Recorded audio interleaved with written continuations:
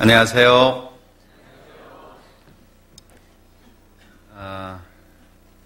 경인년 새해 첫 주일입니다. 날씨는 춥지만 우리의 마음은 점점 따뜻해지는 것 같은데요. 옆에 계신 분들하고 잠깐 인사 좀 나눌까요? 안녕하세요.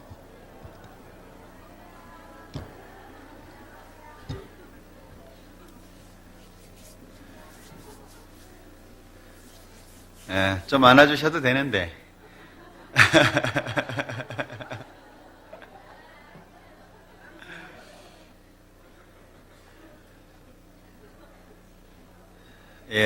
올 한 해 하나님 앞에 많은 기대를 가지고 시작을 합니다.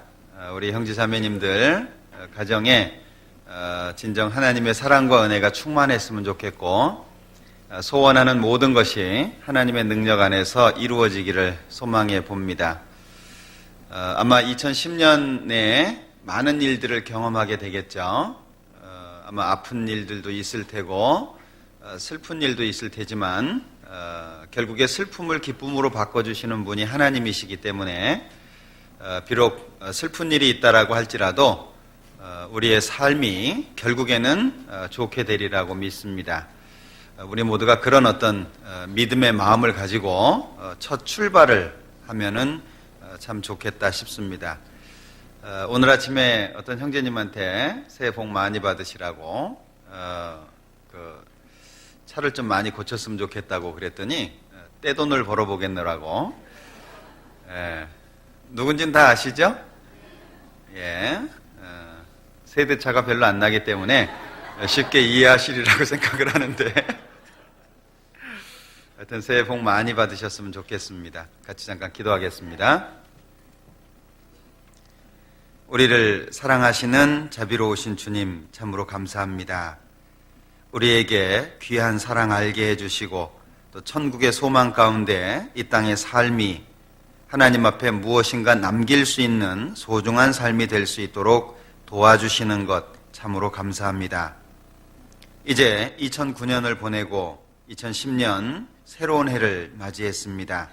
새로운 마음과 새로운 각오로 한 해를 살 수 있게 하시고 이 각오한 마음이 끝까지 변치 않을 수 있도록 도와주시기를 원합니다. 우리 가운데 연약하고 힘들어하는 지체들이 많이 있습니다. 일일이 기억해 주시고 그 마음에 힘과 용기를 주시고 진정 고난 가운데에서 하나님을 찬양할 수 있는 소중한 마음 잃지 않도록 붙잡아 주시옵소서. 주님의 이름으로 모이는 모든 곳마다 하나님의 말씀으로 위로해 주시고 힘과 용기가 되며 또한 한 주간 힘차게 살아갈 수 있는 근원이 될 수 있도록 은혜 베풀어 주시기를 원합니다. 주님의 이름으로 수고하는 해외의 모든 선교사님들 일일이 기억해 주시고 비록 험난하고 또 외롭고 힘들겠지만 그 가운데 함께하는 주님의 계심을 잊지 않도록 도와주시며 또 주님의 놀라우신 능력을 통해서 하나님께 영광을 돌릴 수 있는 삶을 살도록 도와주시기를 원합니다. 오늘 우리에게도 필요한 말씀으로 우리 각자에게 위로를 주시고 힘과 용기를 주셔서 힘차게 새해 첫 발을 디딜 수 있도록 도와주시기를 원합니다. 모든 시간 함께해 주시기를 원하면서 언제나 우리를 사랑하시는 예수님의 이름으로 기도합니다. 아멘. 시편 60편 같이 교독하겠습니다. 시편 60편입니다.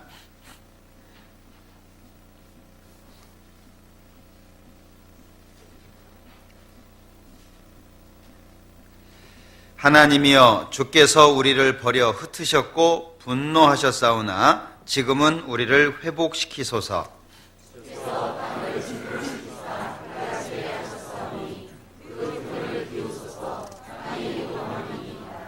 주께서 주의 백성에게 어려움을 보이시고 비척거리게 하는 포도주로 우리에게 마시우셨나이다.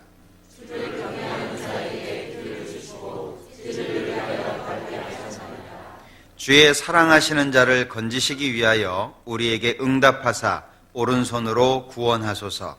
하나님이 그 거룩하심으로 말씀하시되 내가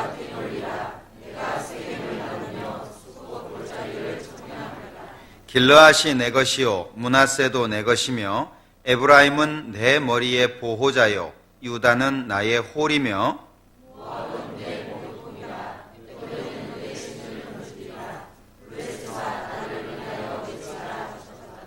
누가 나를 이끌어 견고한 성에 들이며 누가 나를 에돔에 인도할꼬.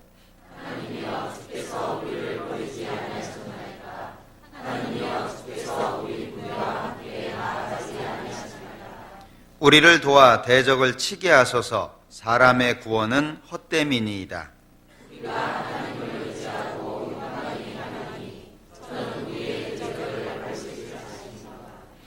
찬양대 찬양해 주시겠습니다.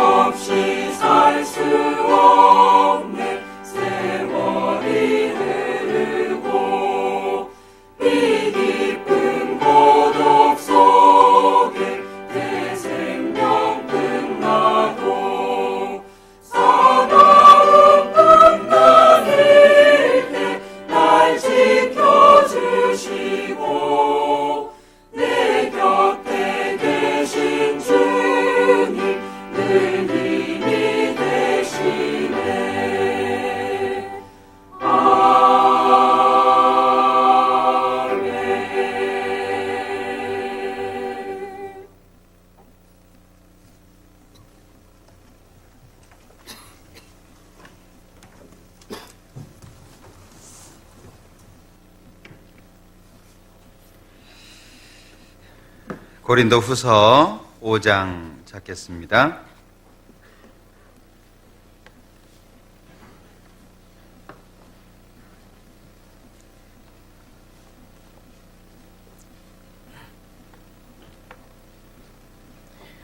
고린도후서 5장 21절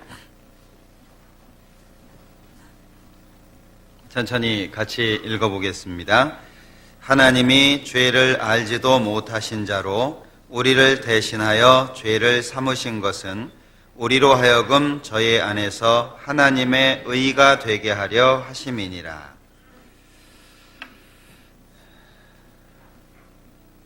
오늘 귀한 손님이 오셨는데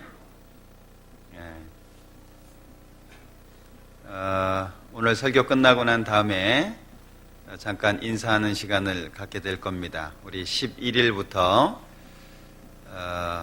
농선부 그 집회가 계획이 되어 있는데 직접 광고를 좀 하시겠다고 우리 이종학 형제님 오셨는데요. 지금 청도에서 살고 계신데 경북 그 농아인협회 그 협회장으로 계신 형제님입니다. 본인이 그 협회장으로 있는 동안에 경북의 여러 지역에 그 농아인 모임을 좀 만들었으면 좋겠다라는 강한 마음을 갖고 계신데 본인이 이제 안 하게 될 수도 있잖아요. 그래서 본인이 그 협회장을 하는 동안에는 아는 분들이라든지 좀 전도하고 싶다고 구미에 이제 주로 많이 계신데 오늘 인사하시겠다고 오셨어요. 저 뒤에 계신데 그래서 우리 정종표 형제님이 대구에서 이제 통역을 하고 계신데 같이 와주셨습니다. 감사합니다. 박수 쳐드릴까요?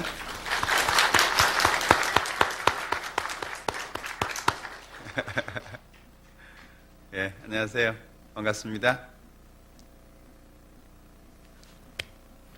예, 오늘 고린도후서 5장 21절 말씀 지난번에 한번 말씀을 드렸는데 다 드리지 못했기 때문에 이어서 좀 말씀을 드릴까 합니다.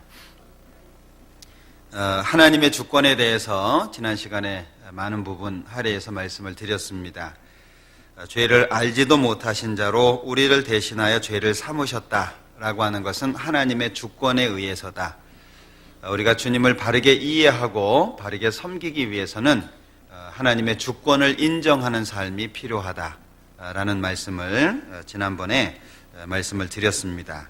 오늘 이 시간에는 후반부 죄를 삼으신 것은 우리로 하여금 저의 안에서 하나님의 의가 되게 하려 하심이니라. 이 후반부 부분에 대해서 좀 같이 생각을 해보려고 합니다. 아마 새해, 특별히 새해라고 하지 않아도 우리는 삶 속에 많은 일들을 경험하게 되고 그때마다 각오하고 어떤 결심을 하게 될 겁니다. 특별히 오늘은 새해 첫 주일이기 때문에 그런 마음이 더 강하리라고 생각이 되는데 고린도후서 5장 17절 말씀을 우리는 꼭 기억해야 될 거라고 생각을 합니다. 여기 바로 윗부분에 있으니까 17절 같이 한번 읽어보겠습니다. 그런즉 누구든지 그리스도 안에 있으면 새로운 피조물이라 이전 것은 지나갔으니 보라 새 것이 되었도다. 새 것이 되었다라고 하는 것을 여기에서 강하게 설명을 하고 있습니다. 이 말씀은 구원을 받을 때만 필요한 것은 아닙니다. 구원을 받을 때 옛사람은 이제 죽고 새 사람이 살게 된 겁니다. 그러나 우리는 신앙의 삶 가운데 마귀의 유혹과 또는 내 잘못된 결정 그리고 잘못된 생각으로 인해서 곁길로 나아갈 때가 참으로 많습니다. 뒤돌아보면 후회되는 시간이 많고 뒤돌아보면 안타까운 시간들이 참 많습니다. 어떤 경우에는 내가 그 시간으로 돌아갈 수 있다면 그렇게 하지 않을 텐데 과거의 시간을 안타까워하고 속상해할 때가 참 많이 있습니다. 그런데 우리는 뒤를 돌아다보는 자는 하나님 나라에 합당치 않다는 하나님의 말씀, 그 예수님의 말씀처럼 실제 우리가 잘못했을 때, 마음이 힘들었을 때, 그리고 아파서 넘어졌을 때 다시 일어나는 시간이 필요하죠. 우리가 다시 일어날 때마다 필요한 말씀이 고린도후서 5장 17절이라고 생각합니다. 구원받을 때도 필요하지만 신앙의 삶 속에 연속되는 아픔과 슬픔 그리고 연단과 고난을 이겨낼 때에 필요한 말씀이 이 고린도후서 5장 17절이라고 생각합니다. 이전 것은 지나갔으니 보라 새 것이 되었도다. 우리는 늘 새로운 마음 가운데 하루하루를 사는 것이 필요하겠다 싶어요. 자, 20절에서 이러므로 우리가 그리스도를 대신하여 사신이 되었다라고 표현을 하고 있죠. 구원받은 모든 사람들은 사신이 된 겁니다. 대사가 된 겁니다. 그리스도와 하나님을 대신하는 자가 된 겁니다. 결국에 구원받은 사람의 삶이 예수님을 결정하고 하나님을 결정한다는 겁니다. 구원받은 사람의 삶이 잘못되면 예수님도 잘못된 것으로 인지가 되고, 구원받은 사람이 잘못 살면 하나님이 잘못된 것으로 인정된다는 거예요. 대사가 한 국가를 대신해서 외국에 파견이 됩니다. 그 사람이 어떻게 하느냐에 따라서 그 나라의 위상은 달라질 수 있다는 거죠. 자, 우리의 삶을 되돌아보는 것이 필요하겠습니다. 내가 과연 그리스도의 사신이라고 하는 입장에서 살고 있는지를 생각해 봐야 돼요. 왜 그러냐 하면 여러 가지가 우리를 힘들게 합니다. 자, 생각해 보셔요. 우리는 경제적인 아픔 때문에 힘들어할 때도 있습니다. 어떤 경우에는 그 경제적인 아픔이 너무나도 커서 가정이 갈라지는 경우도 있습니다. 어떤 경우에는 취향이 달라서 아플 때도 있어요. 서로 부부의 마음이 다른 곳에 있기 때문에 힘들 수도 있습니다. 어떤 경우에는 신앙적인 이유가 아픔의 근원이 될 수도 있습니다. 사랑하는 사람을 먼저 떠나보냄으로 말미암아 아픔이 될 수도 있어요. 그러나 구원받은 사람들은 반드시 기억해야 될 것이 있습니다. 죽음이라고 하는 것조차도 구원받은 사람이 극복할 수 있는 이유가 무엇입니까? 자, 여기 잡으시고 데살로니가 전서 5장을 보죠.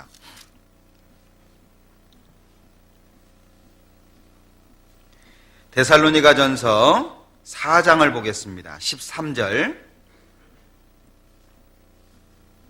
4장 13절 같이 읽겠습니다. 형제들아, 자는 자들에 관하여는 너희가 알지 못함을 우리가 원치 아니하노니 이는 소망 없는 다른 이와 같이 슬퍼하지 않게 하려 함이라. 구원을 받은 사람들이 죽음까지도 초월할 수 있는 이유가 무엇입니까? 완전한 헤어짐이 아니라는 거예요. 그런데 이 세상에 많은 사람들은, 소망 없는 다른 사람들은 슬퍼합니다. 왜 슬퍼합니까? 이제 다시는 만날 수가 없는 겁니다. 완전한 이별이라고 말할 수 있는 겁니다. 그러나 구원받은 사람들은 이 죽음이라고 하는 것조차도 초월할 수 있습니다. 어째서 소망 없는 다른 이와 같이 슬퍼하지 않게 한다라고 말하고 있죠? 죽음이라고 하는 것은 이 세상 사람들에게는 가장 큰 아픔이라고 할 수 있습니다. 그러나 사망아, 너의 쏘는 것이 어디 있느냐? 사망아, 너의 이기는 것이 어디 있느냐? 신앙이 없는 사람들은 죽음 앞에서 연약할 수밖에 없습니다. 슬플 수밖에 없습니다. 그러나 구원받은 사람들은 초월할 수 있어요. 왜죠? 다시 만나잖아요. 우리는 하나님 앞에서 다시 만나게 될 겁니다.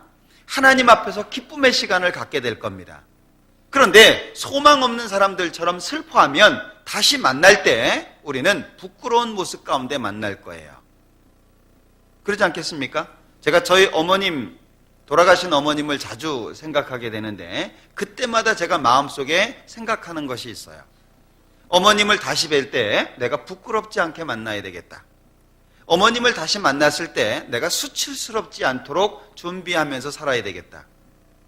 자칫 잘못하면 우리는 내 개인적인 감정 때문에 큰 것을 놓칠 수 있어요. 내 연약한 마음 때문에 하나님의 뜻을 저버리면서 살 수 있다는 겁니다. 그러니까 이 데살로니가 전서에서는 형제들아, 자는 자들에 관하여는, 죽은 자라고 표현하고 있지 않죠? 잔다고 표현하고 있습니다. 구원받은 사람은 죽음이 자는 겁니다. 왜? 깨어날 때가 있거든요. 죽은 사람은 깨어날 수가 없지만 자는 사람은 깨어날 수가 있습니다. 구원받은 사람의 죽음은 자는 겁니다. 만약에 구원을 받았다라고 하는 사람이 먼저 앞서가신 분들을 향해서 죽었다라고 생각하고 있다면 그것은 신앙적으로 문제가 있는 거예요. 죽은 게 아닙니다. 자는 겁니다. 잠시 후에 일어날 겁니다. 우리는 영원한 천국에서 아픔도 없는, 죽음도 없는, 슬픔과 고통도 없는 그 영원한 곳에서 만나게 될 겁니다. 그렇기 때문에 성경에 이 자는 자들에 관하여 너희가 알지 못함을 우리가 원치 않는다. 알아야 된다는 이야기죠. 한 해의 각오도 마찬가지라고 생각을 합니다. 자, 우리는 이제 지나간 것은 잊어버리기를 원합니다. 물론 기억 속에서 지워지지는 않습니다. 왜 성경에 누가복음에 그렇게 기록되어 있죠? 쟁기를 손에 잡고 뒤를 돌아다보는 자는 하나님 나라에 합당치 않다. 하나님은 뒤를 돌아다보는 것을 원치 않으십니다. 뒤에 내가 무엇을 잘못했든, 뒤에 내가 어떤 큰 실수를 했든 그것은 어차피 하나님 앞에 가서 책망받을 사건입니다. 그것으로 인해서 앞에 일까지 망쳐버린다면 그것은 너무 무지한 사람이라고 할 수 있겠죠. 지나간 것은 잊어버려야 됩니다. 덮어놔야 됩니다. 그리고 이제 나에게 다가오고 있는 새로운 시간 속에서 내가 실수하지 않고 잘못 살지 않고 어떻게 하나님 앞에 영광을 돌릴 거냐, 거기에 우리의 마음을 두는 것이 필요하다는 겁니다. 고린도후서 5장 21절 다시 보겠습니다.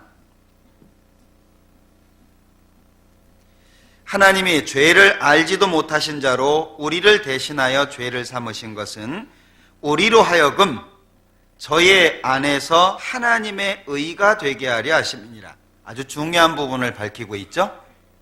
어째서 하나님은 죄를 알지도 못하신 자로 우리를 대신해서 죄를 삼으셨을까? 우리를 대신해서 죄를 삼으신 이유가 뭐냐? 그 이유가 뒷부분에 설명되고 있죠.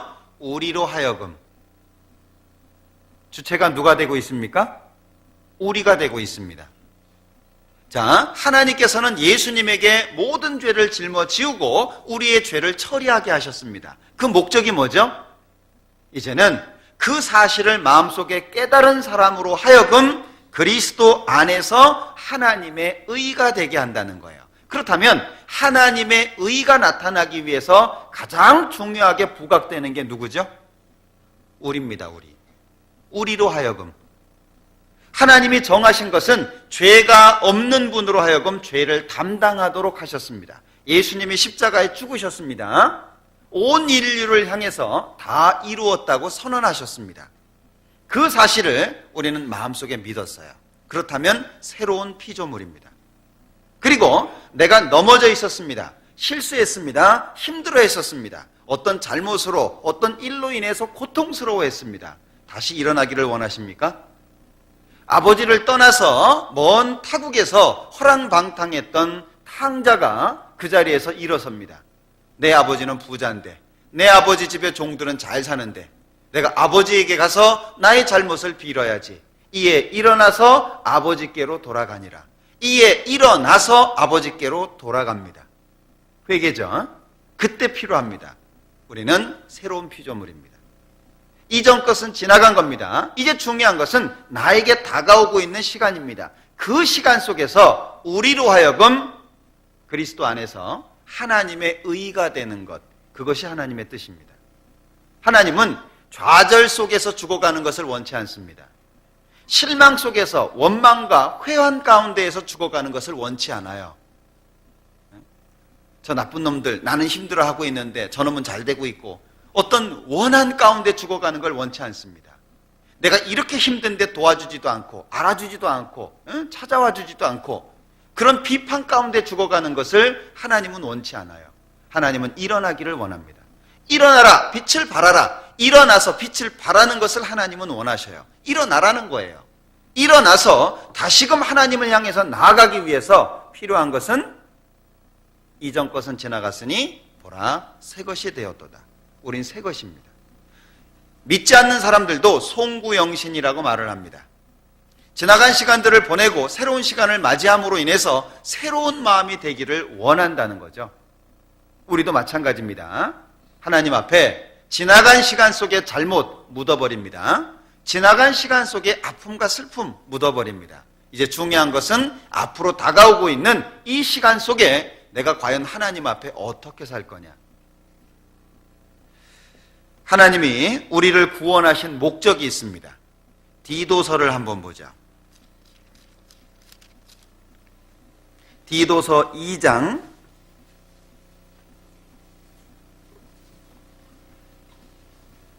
14절. 디도서 2장 14절 같이 읽어보겠습니다. 그가 우리를 대신하여 자신을 주심은 모든 불법에서 우리를 구속하시고 우리를 깨끗하게 하사 선한 일에 열심하는 친백성이 되게 하려 하심이니라. 자, 그가 우리를 대신하여 자신을 주셨다. 예수님이 우리 대신 자신을 주셨습니다. 모든 불법에서 우리를 구속하시고 우리를 어떻게 하셨다고요? 깨끗하게 하셨습니다. 실제 구원받은 사람은 하나님 앞에 깨끗한 사람이 된 겁니다. 예수님께서 목욕한 사람이라고 표현했던 것처럼 구원받은 사람은 깨끗한 사람이 된 겁니다. 예수님이 왜 십자가에서 죽습니까? 예수님이 왜 모든 아픔과 슬픔을 십자가에서 소멸시키셨습니까? 우리의 수많은 죄악들, 그리고 손가락질을 받을 수밖에 없었던 그런 못된 일들, 그런 죄로 말미암아 심판받을 수밖에 없는 그 죄의 모든 것이 십자가에서 소멸되었습니다. 왜 그렇게 하셨습니까? 우리를 깨끗하게 하는 것이 목적이라는 겁니다. 열왕기하 5장에 보면 나아만이라고 하는 사람이 나오죠. 이 나아만이라고 하는 사람이 장수이기는 하지만 문둥병 환자였습니다. 그 사람이 이스라엘에 와서 선지자를 만나게 되고 결국에 요단강에 7번 몸을 담그게 됩니다. 7번 몸을 잠그고 나서 그의 몸은 어떻게 되었습니까? 깨끗하게 전에 어린아이의 살과 같이 깨끗해졌대요. 어린아이의 살 보셨죠? 아토피 말고. 요즘엔 아토피가 너무 많은데요. 얼마나 보들보들해요. 이미 성장한 사람인데 그렇게 바뀌었다는 겁니다. 그러면 그 요단강에 몸을 7번 잠그고 나서 어린아이의 살과 같이 깨끗해진 것은 뭘 설명합니까?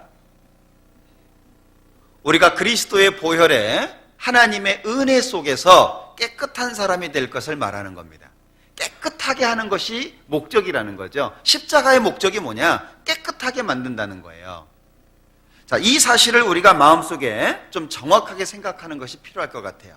에베소서 5장에 말씀하셨습니다. 물로 씻어 말씀으로 깨끗하게 하사. 성경이 우리에게 주어지는 목적 첫 번째는 깨끗하게라고 하는 거라는 거예요. 깨끗하게. 하나님께서 깨끗하게 하셨습니다. 문제는 우리가 더럽게 할 수 있다는 거예요.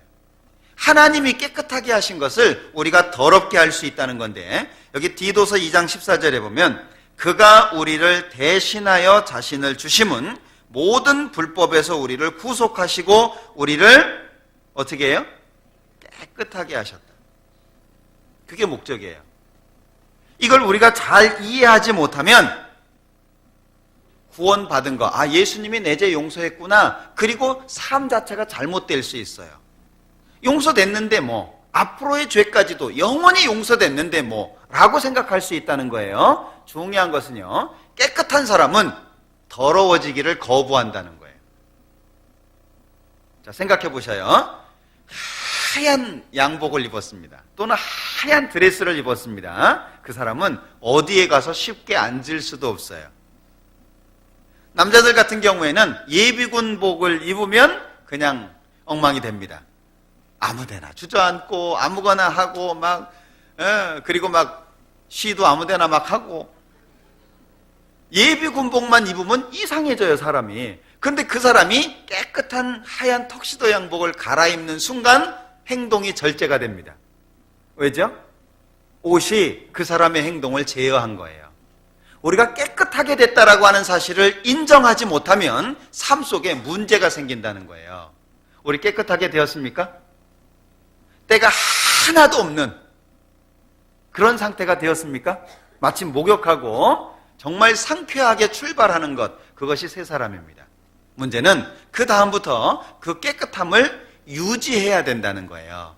근데 깨끗하다라고 하는 것을 모르면 사실은 깨끗함을 유지하려고 하는 생각이 없다는 거예요. 예전처럼 함부로 산다는 거죠. 그러니까 교회는 나오고 구원은 받았다고 말하지만 실제 삶 속에서 깨끗함을 유지하려고 하는 생각이 없다는 거예요. 히브리서를 한번 보겠습니다. 히브리서 9장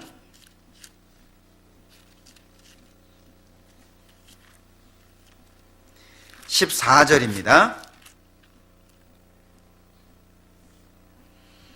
9장 14절 같이 읽겠습니다. 하물며 영원하신 성령으로 말미암아 흠없는 자기를 하나님께 드린 그리스도의 피가 어찌 너희 양심으로 죽은 행실에서 깨끗하게 하고 살아계신 하나님을 섬기게 못하겠느뇨?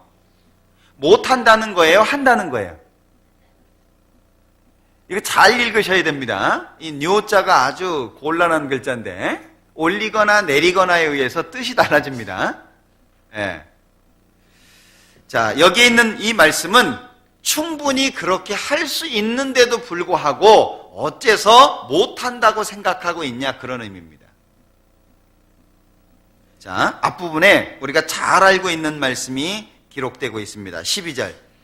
염소와 송아지의 피로 아니하고 오직 자기 피로 영원한 속죄를 이루사 단번에 성소에 들어가셨느니라. 염소와 황소의 피와 및 암송아지의 죄로 부정한 자에게 뿌려 그 육체를 정결케 하여 거룩케 하거든. 어떤 의미죠? 구약 성경에 짐승을 잡아서까지 죄를 용서받고 깨끗하게 했는데 예수님의 피가 그거 못하겠냐 하는 거예요. 구약의 제사는 불완전한 거죠. 그것은 그림자입니다. 히브리서 10장 1절에 표현하고 있는 것처럼 구약에 있던 모든 사건은 그림자인 거예요. 예수님을 표현하는 그림자입니다. 그러면 그림자도 이런 능력이 있는데 실체는 능력이 없겠냐 하는 거예요. 짐승의 피로도 죄를 용서받을 수 있었는데 예수님의 피로 죄 용서가 안 되냐? 짐승의 피로도 깨끗하게 했는데 예수님의 피로 깨끗하게 못하냐? 충분히 할 수 있다, 그 얘기예요. 그걸 지금 여기 14절에서 설명하고 있는 겁니다. 예수님이 십자가에서 죽으신 것은 우리를 깨끗하게 하신 거예요. 깨끗하게 되었습니까? 여러분들 마음속에서는 깨끗하게 되었습니까? 그게 중요하다는 거예요. 아, 내가 깨끗한 사람이 되었구나, 깨끗한 상태가 되었구나 라고 하는 것이 인정이 되어야 더러움이 오면 막으려고 한다는 거예요. 죄에 대한 저항감이 커질 수 있다는 거죠. 근데 목욕하고 한 달 지나고 두 달 지나고 그러면 어때요? 별로 저항감이 없어지죠. 예? 웬만한 지저분한 것도 수용하게 되고요. 그게 아주 중요한 문제라는 거예요. 우리는 이제 목욕 끝나고 나온 사람입니다. 그 상태를 유지해야 된다는 거예요. 십자가에 죽어주신 이유는 우리를 깨끗하게 하는 것이 목적입니다. 그런데 중요한 것은 무엇이 깨끗해졌냐, 그 얘기죠. 어떤 게 깨끗해진 거죠? 우리 피부가 깨끗해졌나요? 베드로전서 1장입니다.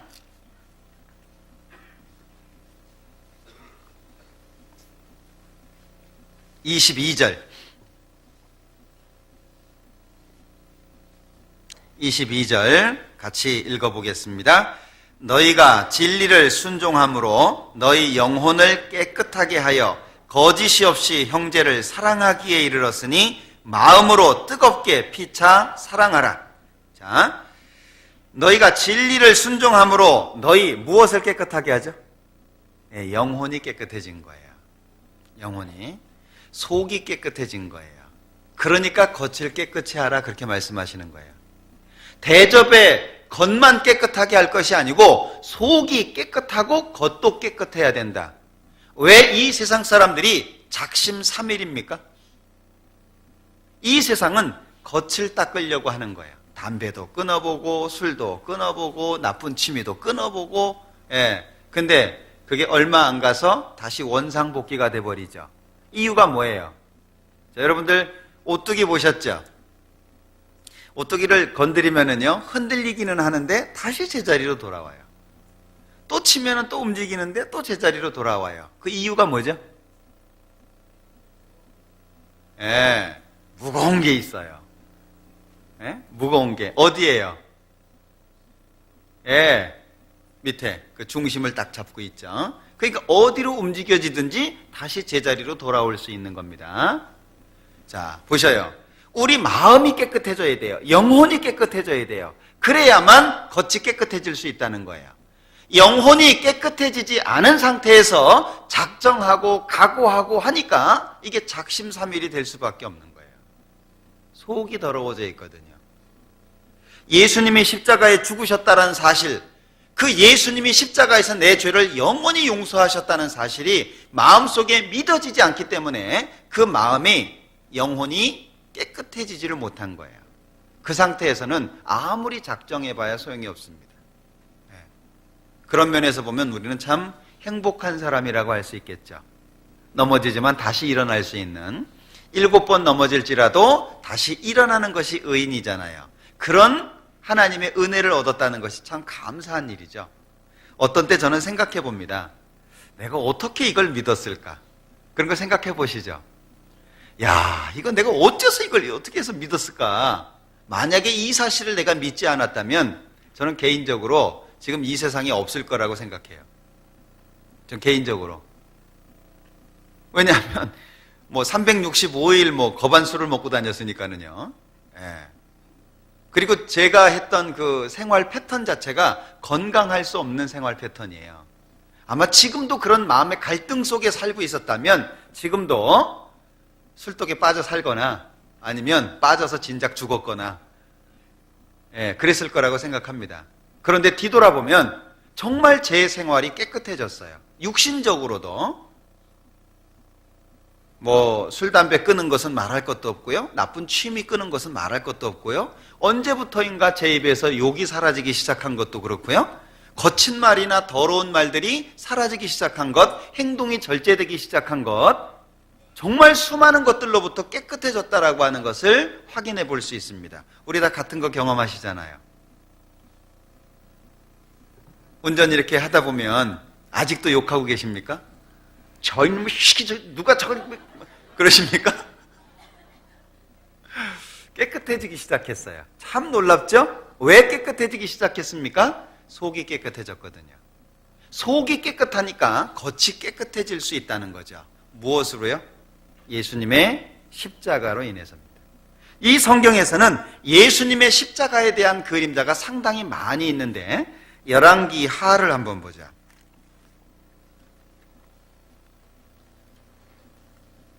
열왕기 하 6장입니다.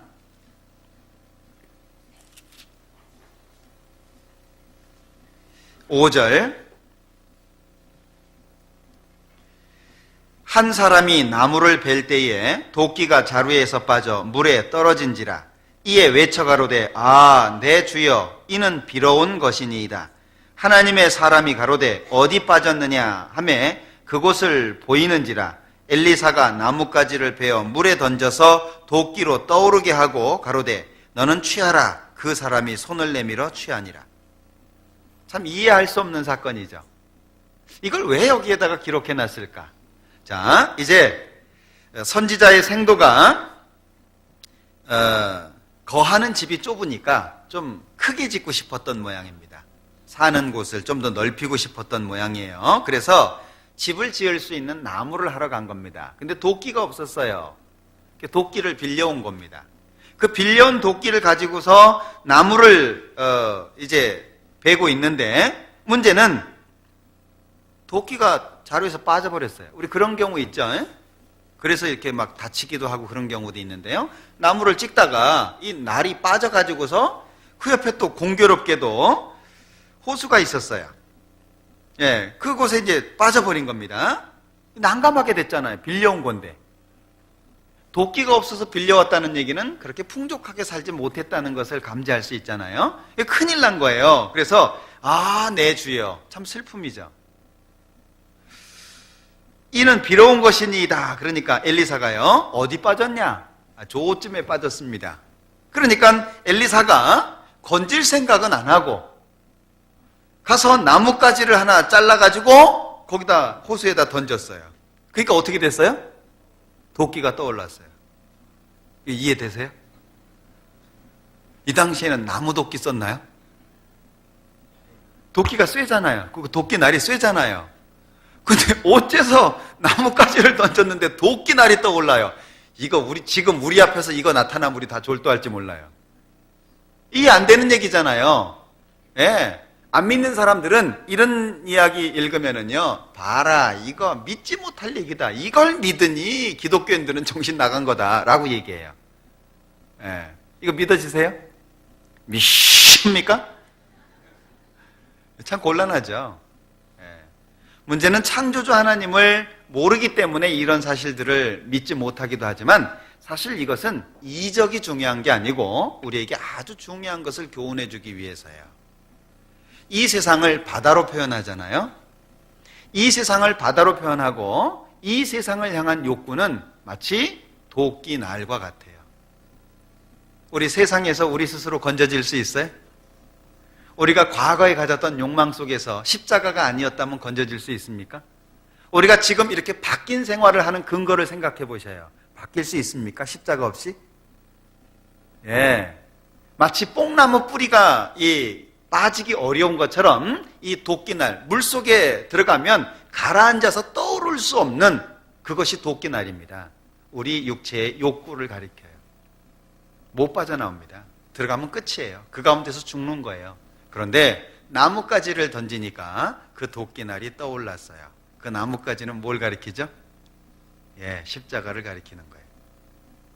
예수님이 십자가에서 죽으셨다는 사실이 내 마음속에 믿어지는 순간 도저히 떠오를 수 없는 도끼날이 떠올랐어요. 도저히 바뀔 수 없는 내가 바뀐 거 한번 생각해 보셔요. 내가 바뀔 수 있나요? 못 바뀝니다. 예수하면 성질내고 예수쟁이 하면 막 속이 뒤집어지는 그런 삶을 살았는데 어떻게 예수님을 친하게 생각하고 예수님께 감사를 하고 예수님하고 가까워지기를 갈망하는 삶을 사냐 하는 거예요.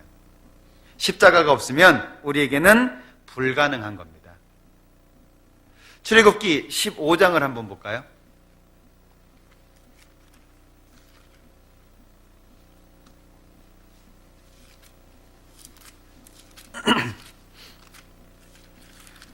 출애굽기 15장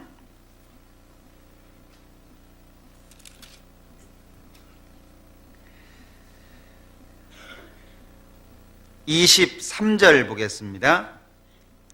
마라에 이르렀더니 그곳 물이 써서 마시지 못하겠으므로 그 이름을 마라라 하였더라. 백성이 모세를 대하여 원망하여 가로되 우리가 무엇을 마실까 하매 모세가 여호와께 부르짖었더니 여호와께서 그에게 한 나무를 지시하시니 그가 물에 던짐에 물이 달아졌더라. 거기서 여호와께서 그들을 위하여 법도와 율례를 정하시고. 자, 여기 이제 이스라엘 백성들이 이집트를 탈출하고 나서 홍해를 건넙니다. 홍해를 건너고 나서 3일 정도가 지났어요. 22절 끝부분에 보면 거기서 사흘길을 행하였으나 그랬죠. 물을 못 만났어요. 준비했던 물 다 먹었습니다. 이제 광야 생활을 시작을 했는데 물이 떨어진 거예요. 먹을 곳이 없어요. 물을 찾는데 간신히 물을 만나게 됩니다. 그런데 그 물이 너무 써서 못 먹어요. 써서 먹을 수가 없어요. 그러니까 이스라엘 사람들이 원망을 하는 거예요. 그래서 모세가 하나님께 기도합니다. 그랬더니 하나님께서 한 나무를 지시하셨어요. 그래서 그 나무를 물에다가 던지니까 물이 달아졌어요.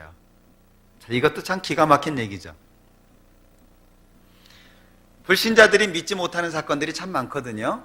그 중에 하나가 예수님께서 갈릴리 가나에서 물을 포도주로 만든 사건을 못 믿습니다. 왜요? 물 분자하고 포도주 분자하고는 이게 완전히 다른 건데 어떻게 물이 포도주가 되냐? 못 믿는 거예요. 근데 빛이 있으라 해서 빛을 만드신 분이라고 한다면 물로 포도주 만드는 거 쉬워요? 어려워요? 그건 쉬운 거라고 설명하기도 어려워요. 하나님한테는 아무것도 아니에요. 누워서 떡 먹다가 체할 수도 있지만 이 누워서 떡 먹는 것보다도 더 쉬운 거예요. 그런데 천지만물을 창조하신 하나님을 모르니까 물이 포도주 됐다. 그것이 이해가 안 되는 거예요. 여기도 마찬가지입니다. 쓴 물이 어떻게 달아지죠? 우리 인생을 살아갈 때 과거를 한번 회상해 보죠. 어땠습니까? 잘 살아보려고 애를 써도 참 힘들죠. 삶 속에 어떤 어려움 속에 고통이 많죠. 나름대로 슬픔과 어려움들이 다 있죠. 정말 행복하게 살아보려고 노력하지만 행복하셨습니까? 쓴 물이에요, 쓴 물. 이 세상은 쓴 물입니다. 아픔의 물이에요. 고통의 물입니다. 남들이 보기에는 정말 행복해 보여요. 야, 저 사람들 정말 행복하겠다. 근데 속을 들여다보면 마음에 아픔과 슬픔이 있어요. 너무 고통이 있어요. 어떤 사람들은요, 야, 저 사람 참 이쁘다. 그런데 본인 스스로는 본인의 얼굴이 마음에 안 드는 거예요. 그런 경우 있죠. 남들이 보기에는 정말 부러워하거든요. 그래서 우리 구미교회 나오시는 모든 분들은 얼굴에 대해서 못생겼다고 생각하지 마세요. 못생긴 사람들이 생각하면 화내요. 그런 사람들 있잖아요. 그래서 뭐 선풍기 아줌마니 뭐 나왔잖아요. 제가 그 젊었을 때 얼굴 봤거든요. 정말 멋지죠? 정말 아름답게 생겼어요. 근데 본인 스스로는 만족이 안 되는 거예요. 그러니까 막 기름 집어넣고 막 그냥 자기가 넣었다 그러잖아요. 콩기름을. 예. 그러니 이게 그냥 콩이 불어가지고요. 막 얼굴이 이상하게 됐잖아요. 막. 예. 그게 세상이라는 거예요. 아무리 아름다워도, 아무리 돈이 많아도, 아무리 지식을 많이 쌓아도 쓴물이에요. 그 가운데서 단물이 없어요. 그런데 쓴물이 달아졌어요. 무엇 때문에요? 한 나무 때문에. 그 나무는 뭘 가리키죠? 네, 십자가를 가리킵니다. 십자가를 통과할 때 진정한 행복을 경험할 수 있어요. 십자가를 통과할 때 진정한 안식을 경험할 수 있어요. 십자가를 통과할 때 진정한 평안함을 느낄 수 있어요. 내가 사망의 음침한 골짜기로 다닐지라도 해를 두려워하지 않을 것은 주께서 나와 함께 하십니다. 예. 근데 구원받은 사람들 중에 경험 못하는 사람들이 있거든요. 왜 못해요? 십자가를 통과해놓고 다시 세상으로 가버렸거든요. 십자가를 통과하자마자 다시 세상으로 가잖아요. 그러면 그 사람에게는 은혜가 차단됩니다. 하나님의 도우심이 차단이 돼버려요. 그러면 그 사람은 이미 안식과 평화와 행복을 경험할 수 있지만 그것을 포기하고 세상의 슬픔 가운데 자기가 거하는 거예요. 왜? 자기 욕심 때문에. 생각해 보셔요. 쓴물이 달아졌습니다. 이해됩니까? 안 돼요. 그러면 쓴물이 달아진 것을 경험한 사람은 그 가운데 있어야 계속 단물을 마실 수 있는 거예요. 쓴물이 단물이 됐음에도 불구하고 과거로 돌아가는 사람은 다시는 경험할 수 없는 겁니다. 쓴물을 달게 하신 하나님이라고 한다면 우리 삶 속에 진짜로 행복 못 주시겠어요? 떠오를 수 없는 도끼가 떠오를 수 있게 하신 분이라고 한다면 우리 삶 속에 내 문제 해결 안 해주시겠습니까? 어떻게 생각하셔요? 이스라엘 백성들이 광야 생활을 했습니다. 그 광야 생활, 수많은 어려움들이 있었어요. 그런데 어려움이 있을 때마다 하나님이 도와주셨죠. 원망과 불평이 있을 때마다 도와주셨죠. 왜요? 출애굽할 수 있도록 도와주신 하나님은 가나안에 들어갈 때까지 그 이후에도 계속 지켜주시겠다는 약속이에요.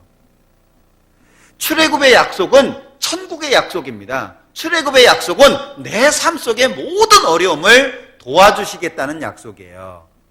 부모가 자식을 낳았다면 키워준다는 것이 전제되어 있는 거 아닙니까? 자식만 낳고서 내버리는 사람은 부모가 아니에요. 부모 될 자격이 없는 거예요. 진정한 부모는 자식을 낳을 때도 기뻐하지만 성장하는 모습을 보면서 더 기뻐합니다. 그렇죠? 그게 당연한 거예요. 예. 떠오를 수 없는 도끼, 이 중에 많이 계시죠? 떠오를 수 없는, 야, 저 사람 도저히 구원받기 어렵겠다.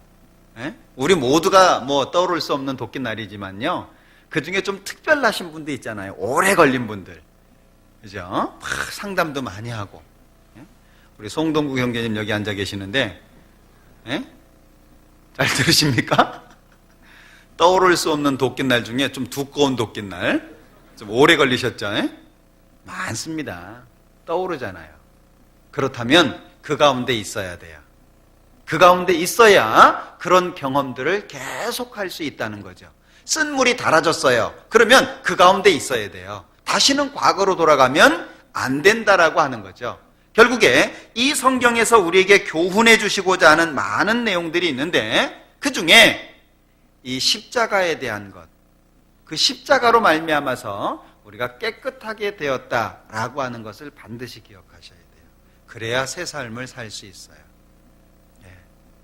우리 떠오를 수 없는 도끼날 중에 추 형제님도 있는 것 같아. 그 추자가 떨어질 추는 아닐 테고. 예. 우리 추 형제님 오랫동안 신앙생활 잘 못하셨죠? 예. 제가 공개적으로 말씀을 드려서 죄송한데, 예. 지금은 이제 너무 열심히 살고 계시기 때문에, 아주 열심히 살고 계시기 때문에 이 말씀을 드릴 수가 있을 것 같아요. 그죠? 예. 지금도 잘 못 사신다면 이 얘기했다가 이제 저 내려가는 순간에 이제 거의 깔리겠죠.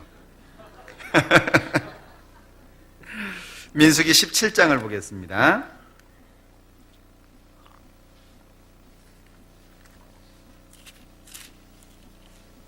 민수기 17장 8절입니다. 이튿날 모세가 증거의 장막에 들어가 본즉 레위 집을 위하여 낸 아론의 지팡이에 움이 돋고 순이 나고 꽃이 피어서 살구 열매가 열렸더라. 어떤 사건인지 아시죠? 자, 민수기 16장에 고라와 여러 사람이 당을 지어가지고 모세를 대항하게 됩니다. 그래서 이 모세가 하나님의 말씀을 대언해가지고요, 이제 하나님이 이제 심판하시는 모습을 보게 하잖아요. 땅이 갈라져가지고 이제 고라와 함께했던 사람들이 땅 속으로 다 이렇게 들어가게 됩니다. 하나님의 심판이죠. 그리고 나니까 이제 이스라엘 백성들이 이 고라와 함께했던 사람들이 심판받은 것에 대해서 원망이 있었어요. 모세, 네가 그랬지. 응? 어째서 네가 저 고라와 저 사람들을 저렇게 그렇게 할 수 있냐? 그 불만이 생겼어요. 그래서 모세가 12지파 대표로 지팡이를 하나씩 가지고 오게 합니다. 그리고 이 일이 정말 하나님으로부터 났는지, 그리고 하나님이 누구를 인정하시는지 알게 하기 위해서 이 성막 안에다가요 12지팡이를 넣어놓은 거예요. 그리고 이제 아론의 지팡이도 거기다 넣어놓은 겁니다. 자, 그런데 이 아론의 지팡이에서 움이 돋고 순이 나고 꽃이 피어서 살구 열매가 열렸어요. 이게 있을 수 있는 일인가요? 이렇게 왜 나무 잘라가지고 이렇게 맨질맨질하게 해가지고 다닌 지팡이 있잖아요. 이스라엘 사람들의 지팡이는 좀 독특한 거 아시죠? 이렇게 위에가 이렇게 꼬부라져가지고 이렇게 밑으로 쭉 내려오잖아요. 지팡이와 막대기. 어떤 게 지팡이죠? 네? 네? 꼬부라진 거예요? 직선이에요? 네? 요게 지팡이에요? 확실해요? 그럼 막대기는? 길쭉한 거? 네. 지팡이는 어디에다 써요? 네? 그 말씀은 많이 하시는데 제 귀에는 웅성웅성 하는 것으로 들려서, 예, 뭐 양이 이렇게 뭐 빠졌다든지 그럴 때 이렇게 끌어올릴 때도 쓰고요. 예, 도움을 줄 때 이렇게 쓰잖아요. 지팡이는요? 막대기는? 예? 그 양을 몰고 다니고 그럴 때, 팰 때? 지팡이는 팰 때? 양을 이렇게 곁길로 나가는 양을 안쪽으로 이렇게 인도하기 위해서 이렇게 툭툭 칠 때 이렇게 많이 쓰잖아요. 그런데, 자, 그건 이제 넣어놨단 말이죠. 근데 아론의 지팡이에만 움이 돋고 순이 나고 꽃이 피고 열매가 맺혔어요. 자, 기가 막히죠. 며칠 만에. 예? 며칠 만에. 여기 8절에 보면 이튿날 그랬죠. 그럼 넣어놓고 그 다음날이에요. 시간적으로 보면 거의 하루예요. 하루 만에 움이 돋고 순이 나고 꽃이 피고 열매가 맺을 수 있나요? 그럴 수 있나요? 네, 안 돼요. 불가능한 거예요. 어떻게 하루 만에 열매가 열려요? 도저히 불가능한 일이죠. 네. 그런데 그런 일이 실제 일어났어요. 이 아론의 지팡이는요, 특별히 예수님의 십자가를 설명하기도 하지만 이것은 부활의 사건을 설명합니다.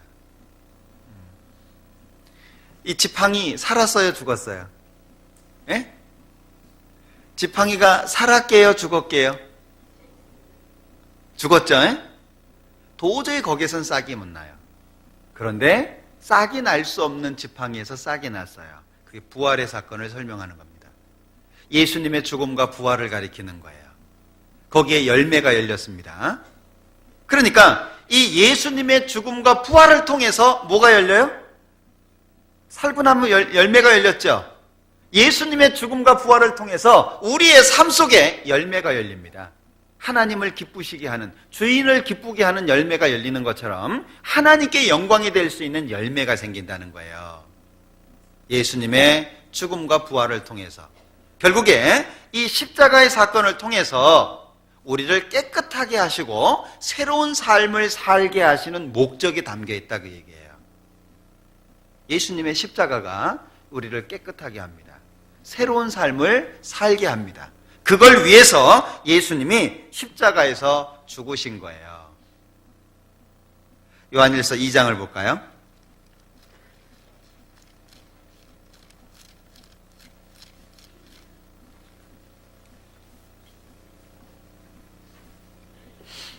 요한일서 2장 2절. 저는 우리 죄를 위한 화목제물이니 우리만 위할 뿐 아니요 온 세상의 죄를 위하십니다. 저는 예수님은 우리 죄를 위한 무슨 제물이래요? 화목제물이래요. 화목제물이라고 하는 의미가 뭐죠? 화목제물. 하나님하고, 죄 없는 하나님하고 죄 많은 나하고 화목할 수 있게 하기 위한 제물. 집 나간 아들과 아들을 찾기 위한 아버지가 서로 기뻐하기 위해서 송아지가 죽었습니다. 살찐 송아지가 화목제물입니다. 그런데 이 화목제물이라고 하는 말을 깊이 있게 생각해 보면 하나님과 화목해지려면 우리가 바뀌어야 되죠. 하나님은 거룩하신 분이에요. 하나님은 깨끗하신 분이라는 거예요. 그럼 그 하나님하고 친해지려면, 화목하려면 내가 어떻게 돼야 돼요? 깨끗해져야 돼요. 내가 깨끗해지지 않으면 하나님하고 화목할 수가 없다는 말입니다. 그러면 예수님의 십자가를 통해서, 예수님의 몸을 통해서 결국에 우리가 깨끗해졌다는 얘기죠. 화목제물이라는 얘기는 우리를 깨끗게 하셨다는 말이 포함되어 있는 말입니다. 에베소서를 한번 보죠. 에베소서 2장.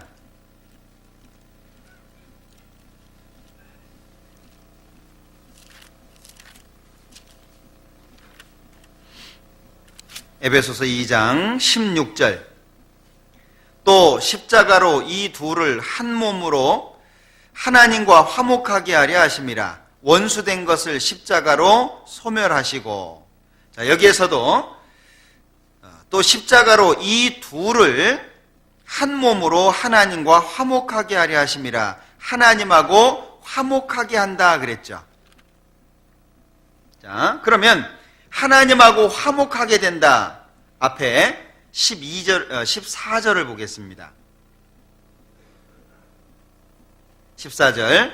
그는 우리의 화평이신지라 둘로 하나를 만드사 중간에 막힌 담을 허시고 원수된 것 곧 의문에 속한 계명의 율법을 자기 육체로 폐하셨으니 이는 이 둘로 자기의 안에서 한 세 사람을 지어 화평하게 하시고. 그럼 둘이 뭐예요? 둘로 하나를 만드사 그랬는데 둘이 무엇과 무엇이 둘이죠? 예? 하나님하고 나요? 예? 유태인하고 이방인이요? 예? 여기 봐봐요. 14절 13절부터 볼까요? 이제는 전에 멀리 있던 너희가 그리스도 예수 안에서 그리스도의 피로 가까워졌느니라. 그는 우리의 화평이신지라 둘로 하나를 만드사 중간에 막힌 담을 허시고 원수된 것 곧 의문에 속한 계명의 율법을 자기 육체로 폐하셨으니 이는 이 둘로 자기의 안에서 한 세 사람을 지어 화평하게 하시고. 그럼 둘이 누구예요? 예? 예. 하나님이 보시기에는요, 이 세상에 딱 둘이에요. 하나님이 보실 때 이 세상에 사는 사람들은 딱 두 종류예요. 지금 우리 신약 시대에서는 교회를 따로 구분하기도 합니다만은 하나님이 보실 때는 딱 두 종류밖에 없어요. 누구예요? 유대인하고 이방인이에요. 예. 그러니까 유대인이나 이방인이나 예수님 안에서 한 새로운 사람을 만든다 그 얘기예요. 자, 그러면 우리 읽었던 그 16절에 보면 또 십자가로 이 둘을 한 몸으로 하나님과 화목하게 하려 하심이라. 둘이 어떻게 한 몸이 돼요? 그게 교회잖아요. 유대인이나 이방인이나 예수님을 통해서 구원받은 사람들, 교회죠. 그러니까 둘을 한 몸으로 하나님과 화목하게 하려 하심이라. 예수님이 십자가에서 죽었다, 화목하게 하는 게 목적이에요. 그 화목 안에는 깨끗함을 얻었다라는 말이 속해 있는 거예요. 결국에 우리가 구원받았다는 얘기는 하나님 앞에 깨끗하게 되었다. 무엇으로? 십자가를 통해서, 예수님의 죽음을 통해서, 예수님의 피 흘림을 통해서. 누가 나를 대신해서 죽을 거냐? 여러분들 생각해 보세요. 이 세상에 누가 나를 대신해서 죽을까요? 그 자식이라도 어려운 일입니다. 그런데 예수님께서 나를 대신해서 죽으셨다는 거죠. 그 안에 내가 깨끗하게 되었다라고 하는 것이 포함되어 있어요. 그러면 왜 깨끗하게 할까요? 예수님이 십자가의 죽으심으로 말미암아 우리 죄를 용서하시고 깨끗하게 하셨어요. 그 깨끗하게 하신 목적이 뭐예요? 아까 디도서 찾았는데요. 다시 한번 보겠습니다. 디도서 2장.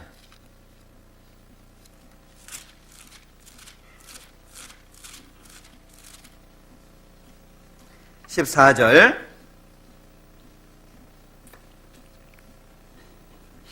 같이 읽겠습니다. 그가 우리를 대신하여 자신을 주심은 모든 불법에서 우리를 구속하시고 우리를 깨끗하게 하사 선한 일에 열심하는 친백성이 되게 하려 하심이니라. 자, 우리를 깨끗하게 하신 목적이 뭐냐? 선한 일에 열심하는 친백성이 되는 거예요. 선한 일에 열심하는. 결국에 예수님이 이 땅에 오신 목적이 뭐냐? 선한 일에 열심하는 친백성을 만드는 게 목적이에요. 바울 사도가 전도의 사명을 얻었습니다. 이방인의 사도가 되었습니다. 그러면 이 바울 사도가 전도인의 사명을 얻고 그 사명대로 살아갑니다. 왜 살아가죠? 그 살아가는 걸 목적으로 해서 사명을 주신 거니까. 사명이 주어진, 우리가 깨끗하게 되었다. 이유가 뭐냐? 깨끗한 사람으로서의 삶을 살게 하는 것이 목적인 것처럼 이방인의 사도로 선택하셨어요. 왜 선택하셨어요? 이방인의 사도로 살게 하려고. 그러면 나를 구원하셨어요. 왜 구원하셨어요? 구원받은 사람답게 살게 하는 목적이 있다는 거예요. 골로새서 1장입니다. 골로새서 1장 25절.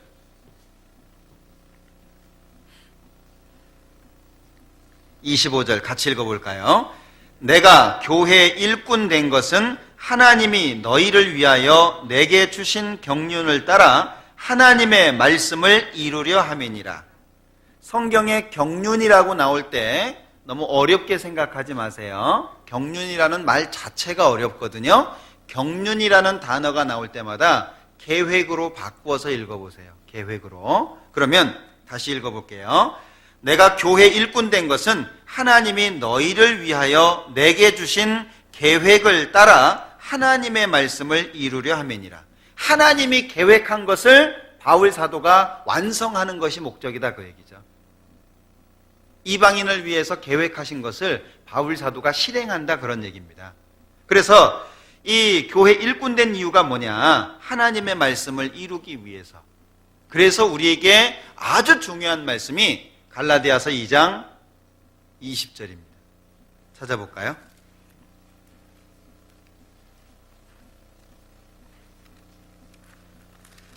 갈라디아서 2장 20절.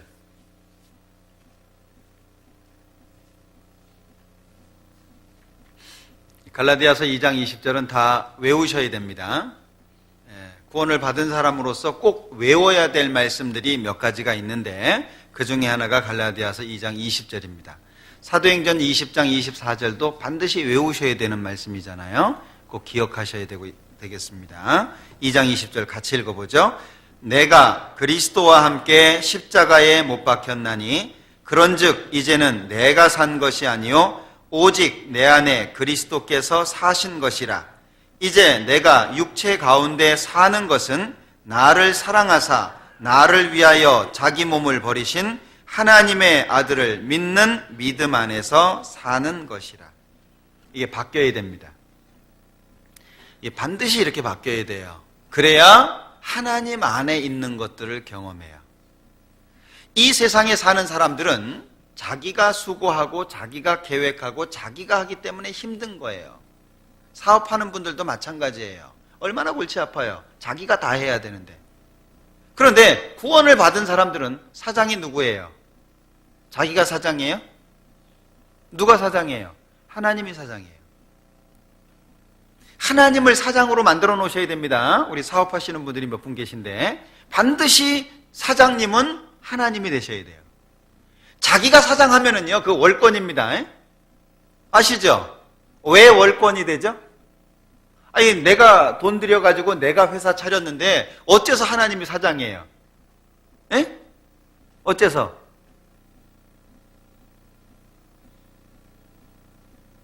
모든 것이 하나님의 것이니까. 자, 정답입니다. 왜 제가 정답이라고 말씀을 드렸냐면 모든 것이 하나님의 것이라고 말씀하시고 저를 계속 뚫어지게 쳐다보셔서 제가 뭔가 말씀을 드려야만 됐어요. 예, 정답입니다. 자, 그런데 기억하셔야 될 말씀이 있다고 그랬잖아요. 고린도전서 6장을 보죠.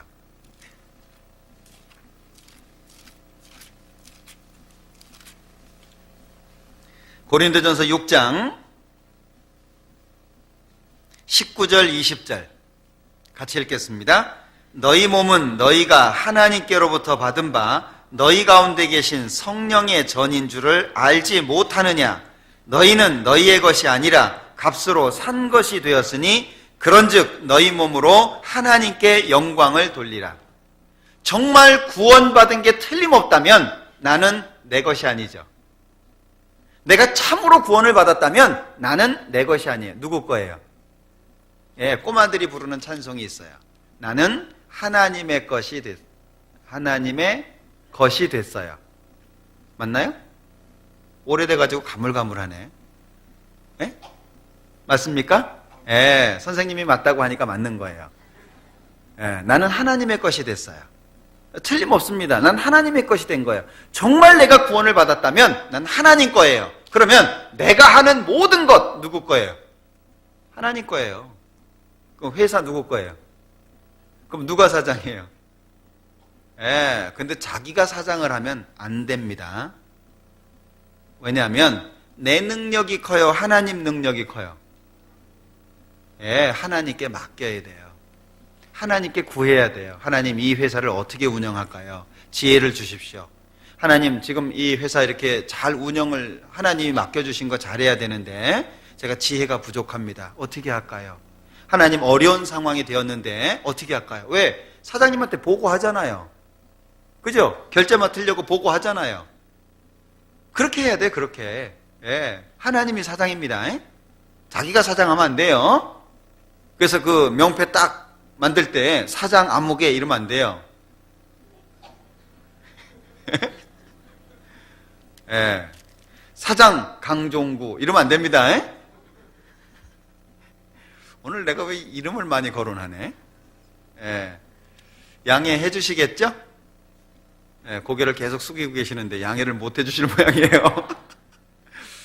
예, 내가 사장 되면 안 돼요.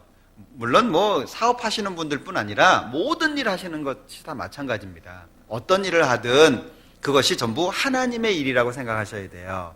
그래서 하나님께로부터 지혜를 구하셔야 됩니다. 왜? 나는 내 것이 아니에요. 내 거라고 생각하면은 구원받는 거 다시 생각하셔야 됩니다. 정말 구원을 받았다면 나는 값으로 산 거예요. 하나님의 것이 됐어요. 하나님 뜻대로 살아야 되는 이유가 바로 거기에 달려 있다는 겁니다. 예수님께서 이 땅에 오셔가지고 세례 요한을 통해서 세례를 받으시게 되잖아요. 근데 예수님이 세례 안 받으시려고, 세례 요한이 세례 안 주려고 그랬죠. 아니, 제가 예수님한테 세례를 받아야지. 어떻게 예수님한테 제가 세례를 줍니까? 그때 예수님이 뭐라고 말씀하셨어요? 이제 허락해라. 우리가 이와 같이 해서 하나님의 의를 이루는 것이 마땅하다라고 했어요. 어떻게 해야 마땅해요? 세례 요한이 세례를 주고 예수님은 세례를 받아야 된다, 그런 이야기입니다. 우리가 이와 같이 해서 하나님의 의를 이루는 것이 마땅하다. 행함이 말씀되고 있죠. 뜻대로 살아야 된다는 거예요. 감히 세례 요한이 예수님을 어떻게 세례를 줍니까? 말도 안 되죠. 감히 예수님 머리 위에 세례 요한이 손을 얹을 수 있겠습니까? 감히 불가능하죠. 그러나 그게 하나님의 뜻이에요. 하나님의 뜻이면 살기도 하고 하나님의 뜻이면 죽기도 하고. 왜? 나는 내 것이 아니고 하나님의 것이니까 하나님이 원하는 대로 살아야 되는 것이 틀림없다라고 하는 걸 말씀하고 있는 겁니다. 그래서 여기에 우리에게 필요한 것을 기록해 주시기를, 우린 우리 것이 아니다. 그래서 마지막에 뭐라고 말씀하셔요? 그런즉 너희 몸으로, 저는 그런즉에다가 네모 칸을 쳐놨어요. 그런즉, 따라서 치라는 말씀은 아닙니다. 왜냐하면 그런즉이 제 마음속에 많이 와서 닿았기 때문에 제가 여기다 이렇게 표시를 해놓은 거예요. 그런즉. 왜? 하나님의 것이 되었은즉 마땅히 하나님의 영광을 위해서 하는 건 당연하다. 종이 주인의 명령을 듣는 건 당연하다. 자식이 부모를 순종하는 건 당연하다. 아우가 형에게 공경하는 건 당연하다. 아우가 형을 뒤집으면 안 되잖아요. 그러지 않겠어요?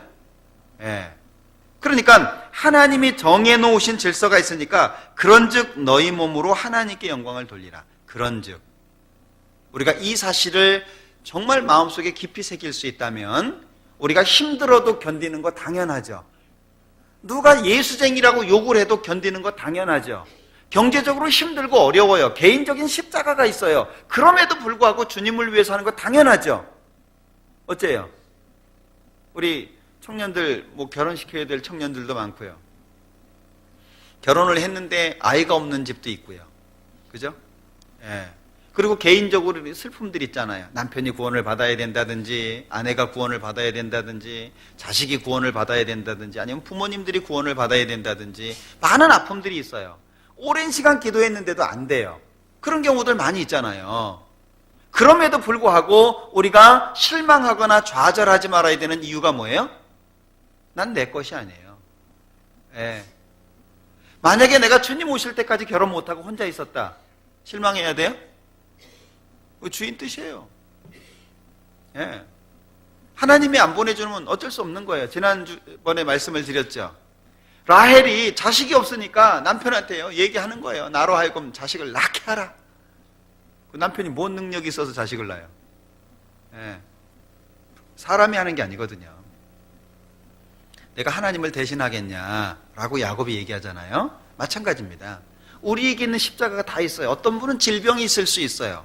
어떤 분은 신앙생활 가운데에서 상황적으로 침체될 수 있는 상황이 있을 수 있어요.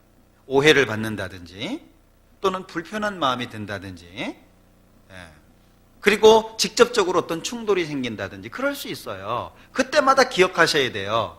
내가 왜 견뎌야 되죠? 내 것이 아니니까. 난 내 것이 아니니까. 하나님이 거기다 두셨으니까. 장기 둘 때 장기판에 그 알들이 많이 있잖아요. 근데 장기알이 주인한테 원망하면 어쩔게요? 장기알을 옮기려고 하는데 나 안 가. 나 그 자리에 안 가. 나 죽어도 안 가. 난 차라리 죽을래. 그럼 주인이 장기를 어떻게 놓겠어요? 그죠? 주인이 놓는 자리에 가서 있는 거예요. 지금 나한테 어려움이 있다. 하나님이 아셔요. 견디는 거예요. 왜? 나는 내 것이 아니에요. 하나님의 것이 되었어요. 구원받는 순간 나의 주인은 하나님이에요. 그래서 우리가 예수님을 주라고 부르잖아요. 주인 주자죠. 내 머리를 떼내고 예수님의 머리를 갖다 놓은 거예요. 나는 이제 주님의 뜻대로 움직여야 될 그런 존재가 되었다는 것을 여기에 설명하고 있습니다. 그런즉 너희 몸으로 하나님께 영광을 돌리라 라고 말씀하십니다. 그래야 화목하게 하는 직책, 화목하게 하는 말씀이 순종되는 거예요. 내가 전도를 해서 잘 안 돼도 실망 안 할 수 있어요. 경제적으로 어려워도 실망 안 할 수 있어요. 내가 기도하는 것이 잘 이루어지지 않아도 원망하지 않을 수 있어요. 계속 할 수 있어요. 왜? 나는 하나님의 것이니까. 이것이 우리의 마음속에 깊이 새겨지는 것이 아주 필요하다라고 생각을 합니다. 그래서 우리는 하나님의 뜻이, 나에게 주어지는 하나님의 뜻이 무엇인지를 잘 기억하는 게 필요해요. 간단하게 정리해 보겠습니다. 데살로니가 전서 4장입니다.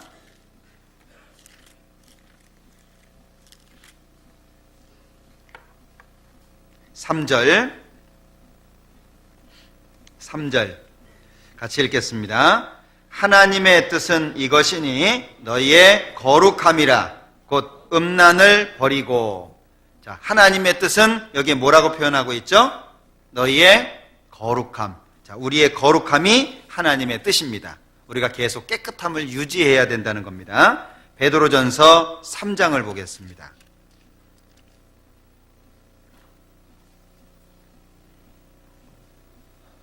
17절입니다. 같이 읽겠습니다. 선을 행함으로 고난받는 것이 하나님의 뜻일진데 악을 행함으로 고난받는 것이 것보다 나으니라. 잘못 읽어서 큰일 날 뻔했네요. 악을 행함으로 고난받는 것이 나으니라. 이렇게 되면 큰일 나잖아요. 자, 여기 하나님의 뜻이 또 드러나 있습니다. 선을 행함으로 고난받는 것이 하나님의 뜻이다 그랬죠. 그러면 우리에게 고난이 있을 수 있다는 거죠. 어려운 일이 있을 수 있다는 거예요. 그러나 걱정하지 마십시오. 결국에 승리하도록 되어 있습니다. 소원의 항구로 인도하시는 하나님입니다. 안전지대에 두시는 분이 하나님입니다. 비록 내 눈앞에 어려움이 있다라고 할지라도 하나님은 그 어려움을 통과하게 하십니다. 많은 눈물 골짜기가 있다라고 할지라도 많은 샘의 곳이 되도록 하시는 분입니다. 우리는 하나님의 말씀에 근거해서 대로로 다닐 수 있어야 돼요. 그죠? 하나님의 뜻 가운데에서 대로로 행할 수 있어야 돼요. 여기에 선을 행함으로 고난받는 것이 하나님의 뜻이다. 기억하셔야 됩니다. 데살로니가전서 4장에서는 하나님의 뜻이 뭐라고 나와 있습니까? 우리의 거룩함입니다. 지금 여기 베드로전서 3장에서 말씀하시고 있는 것은 선을 행함으로 고난받는 것이 하나님의 뜻이다. 고난이 있습니까? 하나님의 뜻이라고 인정하십시오. 내가 감당할 수 없는 슬픔과 아픔이 있습니까? 하나님의 뜻이라고 인정하십시오. 그 순간 하나님이 이끄십니다. 그 순간 하나님께서 이끌어 가실 겁니다. 자, 그리고 또 한 가지 데살로니가전서 5장입니다.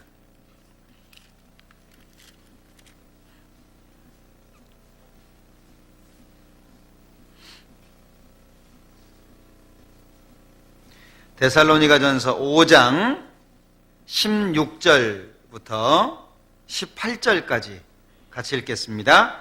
항상 기뻐하라. 쉬지 말고 기도하라. 범사에 감사하라. 이는 그리스도 예수 안에서 너희를 향하신 하나님의 뜻이니라. 자, 여기에서 나타난 하나님의 뜻은 항상 기뻐해라. 정신 나간 사람처럼 살아라 그 얘기 아닙니다. 그냥 울어야 될 상황이 됐는데도 실실실실 웃으면 안 되잖아요.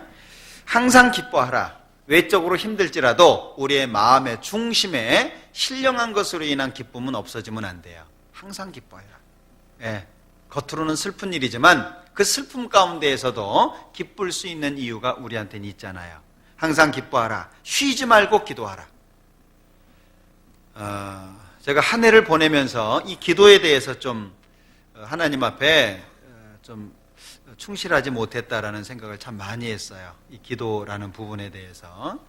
그래서 신년도에는 좀 이 기도에 대해서 좀 충실해야 되겠다라는 생각을 참 많이 하게 됐는데, 쉬지 말고 기도하라. 우리 기도해야 될 내용들이 참 많습니다. 우리 가운데는 지금 아픈 분도 있어요. 우리 봉사회장님 광고해 주시겠지만 우리 같이 교제하시다가 경주로 가셨던 그 윤우연 형제님 아시죠? 이렇게 대장 내시경을 하려고 했었는데 기회를 놓쳤습니다. 그래서 경주로 이사 가셔가지고 이제 몇 년이 흘렀는데 기회가 돼가지고 얼마 전에 이제 대장 내시경을 하셨대요. 근데 이제 내시경이 들어가다가 중간부터는 한 70cm 정도 그 이상은 내시경이 안 들어가더랍니다. 그래가지고 이제 조직 검사하고 뭐 이랬는데 이제 암으로 판정이 됐어요. 그래서 대장암 이제 판정을 받으셨는데 서울의 그 삼성의료원에 가셔가지고 이제 진료를 받으셨고요. 7일 날 결과가 나온다 그러고 11일 날 수술 날짜가 잡혔습니다. 다행히도 그 삼성의료원에 그 전문의로 계시는 우리 자매님이 계셔가지고 바로바로 이렇게 할 수 있어서 빨리 진행이 됐는데 11일 날 수술이 됩니다. 다행히 전이만 안 돼 있으면 수술이 그렇게 어렵지는 않을 텐데요. 전이가 돼 있다면 좀 어렵겠죠. 그러니까 우리 형제자매님들이 이제 기억하시고 기도해 주셨으면 좋겠어요. 그런 중에도 실망하지 않고 동계수련회 오셨더라고요. 동계수련회에서 정말 반갑게 얼굴을 뵐 수 있었는데 기도해 주시기 바랍니다. 그래서 우리 형제자매님들도요, 이 장내시경 한 번씩 해보시면 좋겠어요. 뭐 많이 하는 건 좋지 않대요. 자주 하는 건. 한 2, 3년에 한 번씩은 해봐야 되지 않을까 싶은데 어쨌든 형제님이 그 보험이 하나도 없답니다. 보험을 하나도 안 들어놨대요. 그래서 큰 돈이 들어갈 뻔했는데 또 작년 12월로 해가지고서 의료보험 수가가 개인 지출이 줄었다면서요. 절반 정도 줄었대요. 그 의료보험법이 바뀌어가지고요. 그나마 좀 다행이다 싶은데 하여튼 우리가 지나치게 염려하는 것은 좋지 않겠습니다. 그러나 준비하는 것은 필요하겠죠. 스스로 이제 건강도 좀 진단하시고요. 건강해야 주님의 일을 할 수 있기 때문에 그렇습니다. 우리가 살기에 너무 바쁘면 건강도 못 챙겨요. 나중에 또 후회할 수도 있고 그런데 하여튼 그렇습니다. 그리고 좀 개인적으로 좀 여유가 좀 있으시다면 우리 구원받은 사람들이 별로 여유가 없잖아요. 그러니까 하나 정도는 보험을 들어두는 것도 괜찮겠다. 요즘에 암이 너무 많으니까는요.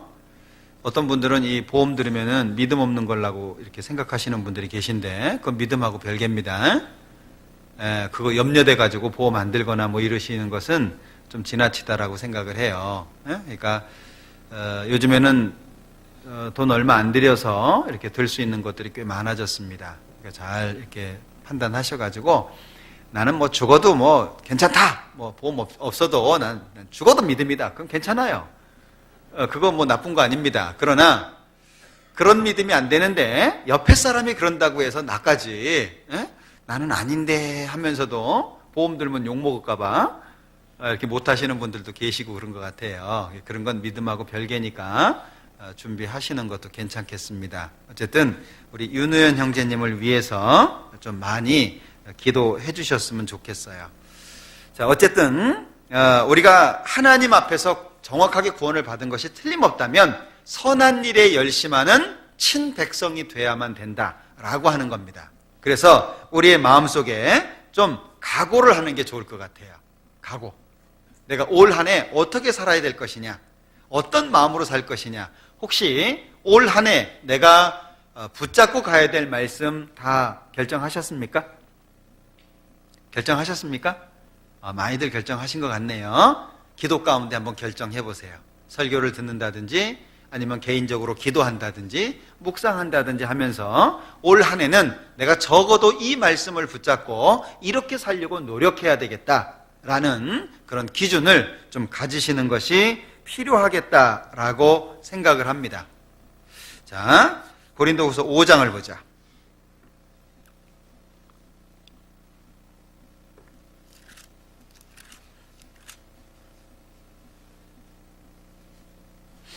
고린도서 5장 15절입니다.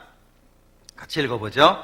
저가 모든 사람을 대신하여 죽으심은 산자들로 하여금 다시는 저희 자신을 위하여 살지 않고 오직 저희를 대신하여 죽었다가 다시 사신 자를 위하여 살게 하려 함이니라.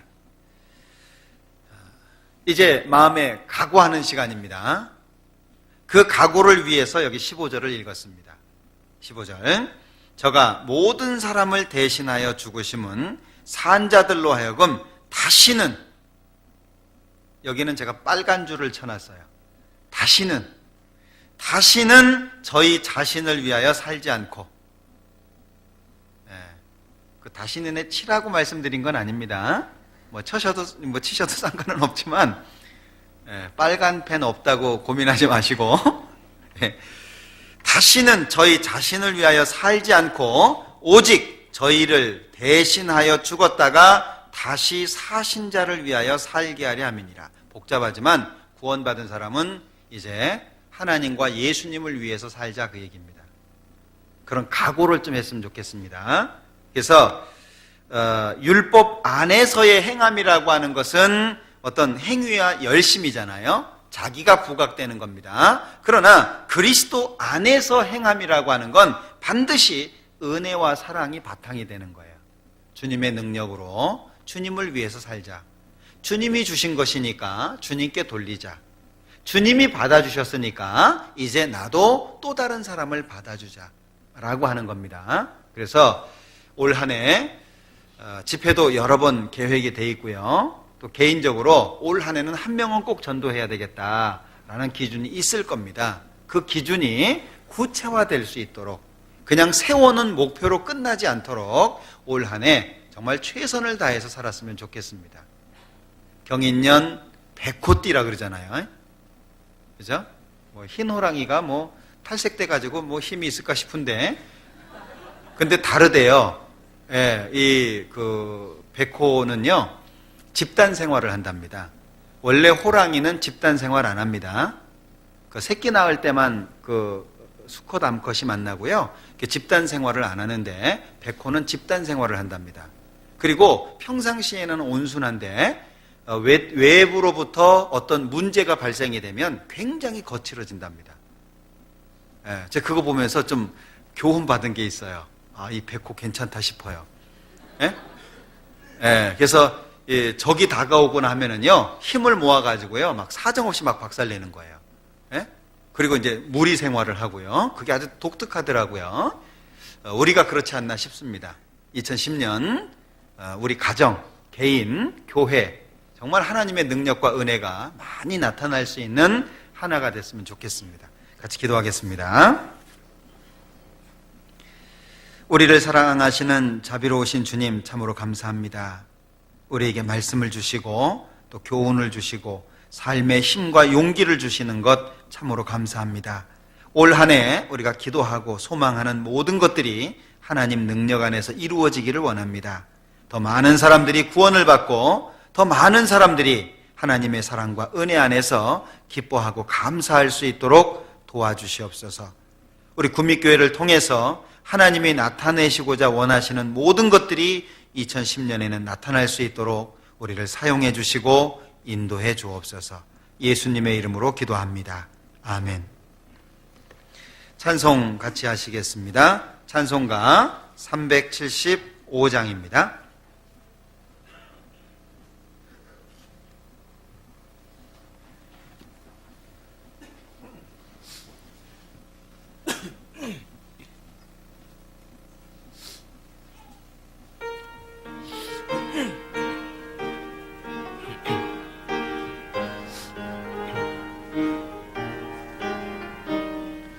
영광을 받으신 만유의 주여, 우리가 명령을 좇으리다.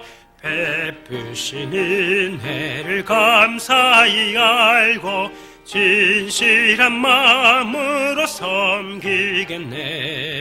그 주의 은혜 주시는 대로 영원히 받들어 섬기겠네. 찬송하겠네. 생명을 주시는 그 주로다. 그 주를 높이고 잘 공경하여 온유한 마음으로 섬기리다. 주 예수 안에서 즐거워하며 충성을 다하여 섬기겠네.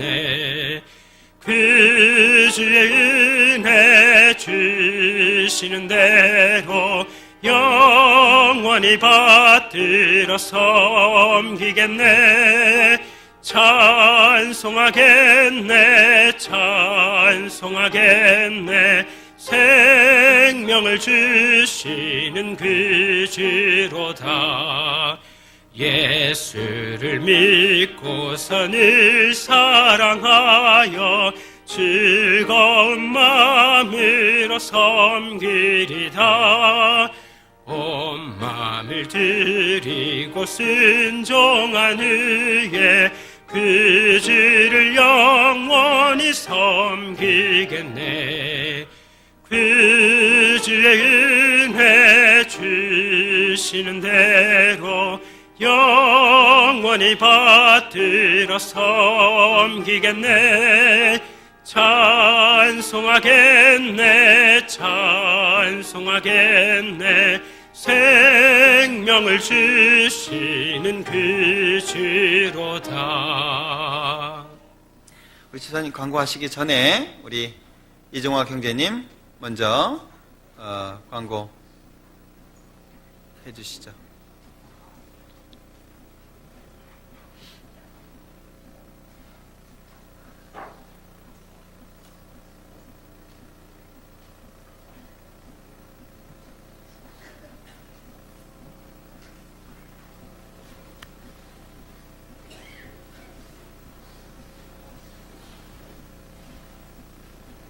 형제님이 통역하시고 예. 말씀하시면 되겠습니다.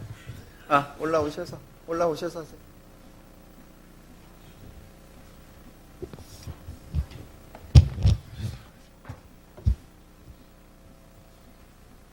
예.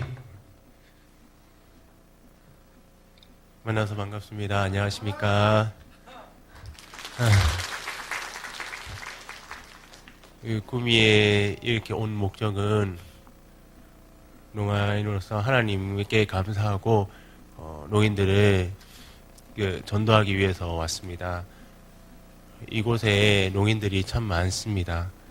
여기저기 다녀보니까 한 농인들이 한 600명 정도 되는 것 같아요. 아직 구원받지 못하고 있는 것이 너무나 안타깝습니다. 제가 개인적으로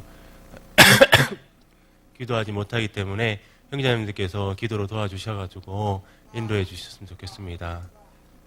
1년 정도 열심히 형제자매님들께서 수화를 배우시고 도와주시고 한다면 농아인들이 그것을 보고서 이곳에 하나님 말씀을 잘 이해하면서 온다면 좋을 것 같습니다. 제가 그냥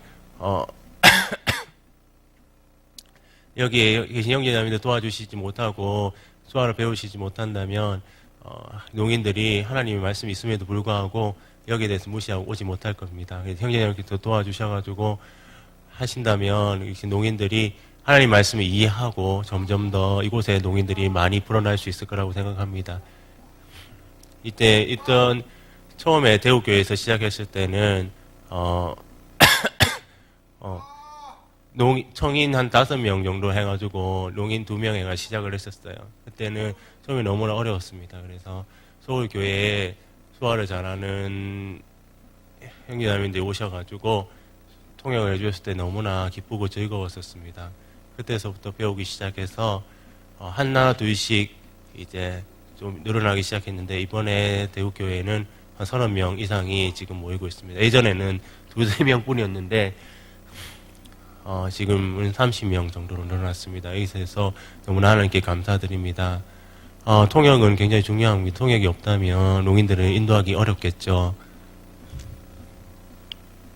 하나님께 열심히 기도로 함께 해주시기 바랍니다. 이번에 온 것은 저는 지금까지 구원받은 이래로 열심히 전도해서 지금 우리 대구교회는 30명 정도 되어 있는데 이번에도 이제 구미 교회가 도와주셔가지고 많은 농인들을 인도하기 위해서 노력하고 있습니다. 형제님들 함께 기도해 주시기 바랍니다. 전국에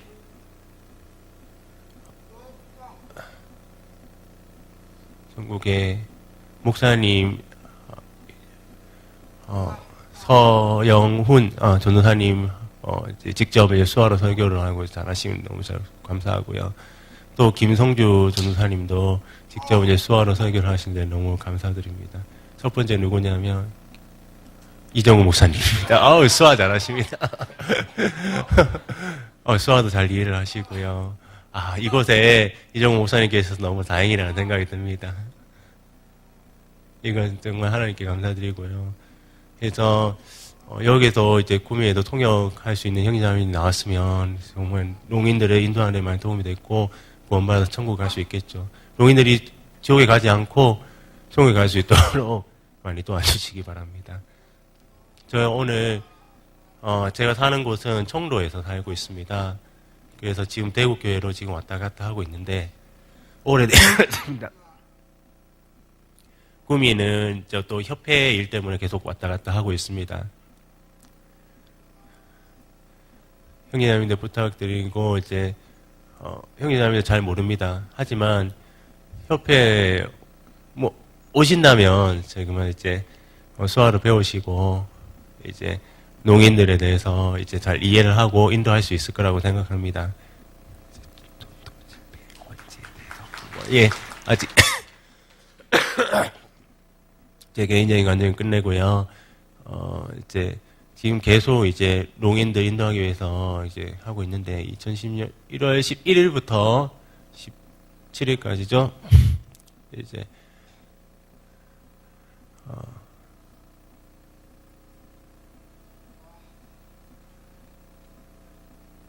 1월 11일부터 17일까지 지금 전도 집회가 계획되어 있는데요.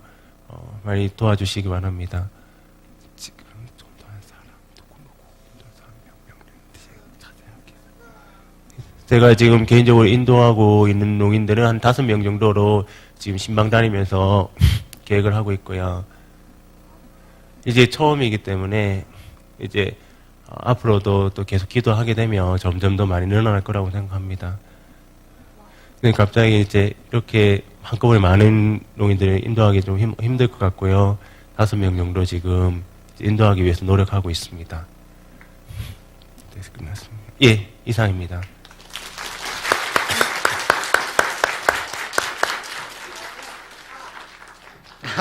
오늘 만나서 너무 반갑습니다. 새해 건강하시고 가정에 평안하시고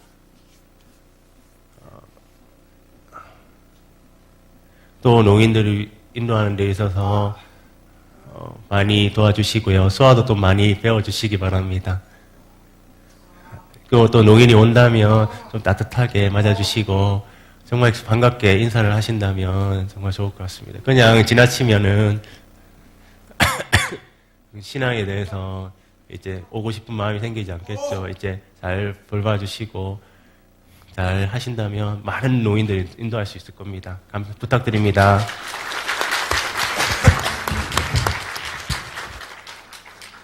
예, 우리 이종학 형제님이 그 농아인들 전도하고자 하는 마음이 아주 크십니다.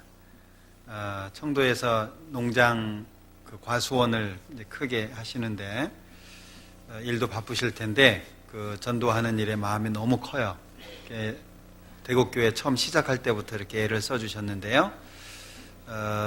구미에 꼭 그 농아인 그 교회가 생길 수 있도록 기도를 많이 하셨던 것 같습니다. 이번에 기회가 됐는데 얼굴 표정 보니까 굉장히 간절하시죠? 농아인들 연극 잘하거든요. 얼굴 표정이 정확하잖아요. 그죠? 간절하신 그 마음이 아마 구미에도 농아인들 많이 구원받으리라고 생각을 합니다. 기도 많이 해주시기 바랍니다. 11일부터인 거 아시죠? 서울의 김성주 목사님 이번에 안수 받으셨는데요. 김성주 목사님 모시고 직접 하도록 하겠습니다. 예, 오 집사님 광고해 주실까요? 광고 끝나고 나면 우리 안태주 형제님 회개보고 하도록 하겠습니다.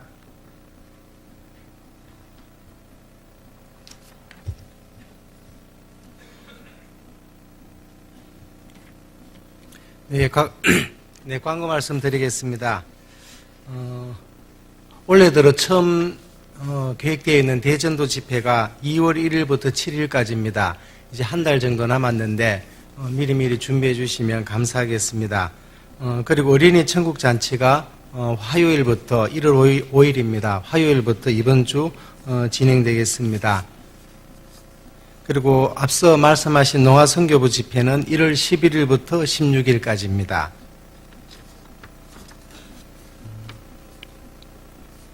오늘 은빛 장년회 모임이 있습니다. 우리 은빛 장년회 은빛 장년 회장님 광고 부탁이 있으셨는데 월 한 번씩 모이는 모임이니까 좀 미리 가시지 마시고 저는 참석해 달라고 부탁을 하셨습니다. 그리고 우리 모임을 하시다가 보면 이제 그 자가 운전을 하시는 분이 많지 않으시고 다른 분이 이제 같이 또 운전하는데 같이 가셔야 되니까 이제 이유도 있겠지만 자꾸 미리 중간에 자꾸 모시고 나가시는 분들이 계시는가 봅니다. 그래서 형제 자매님들께서는 1시간 반 정도 하는 모임이니까 좀 끝까지 참석하실 수 있도록 중간에 창문 열고 눈치 대가면서 모시고 나가는 분이 없도록 좀 많은 협조를 부탁드리겠습니다.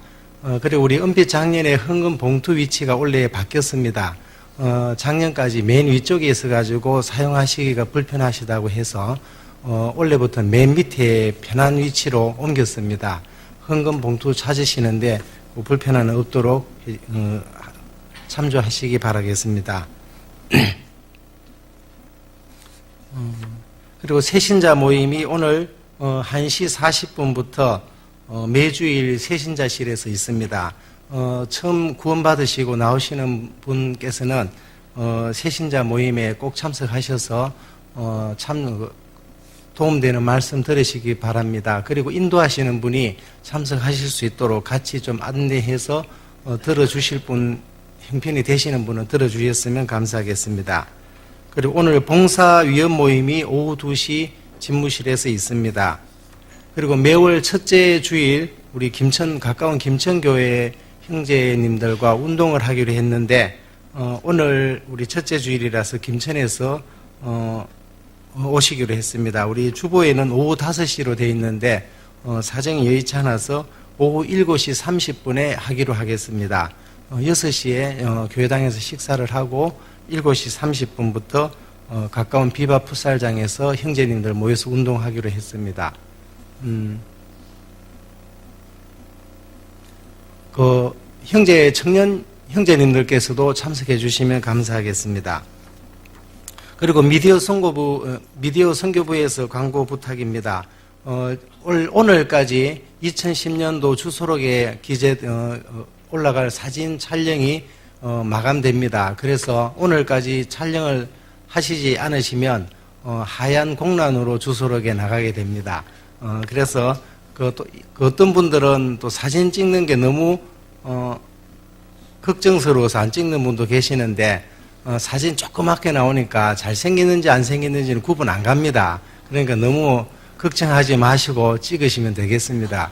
누군지 정도밖에 알아볼 수 없습니다.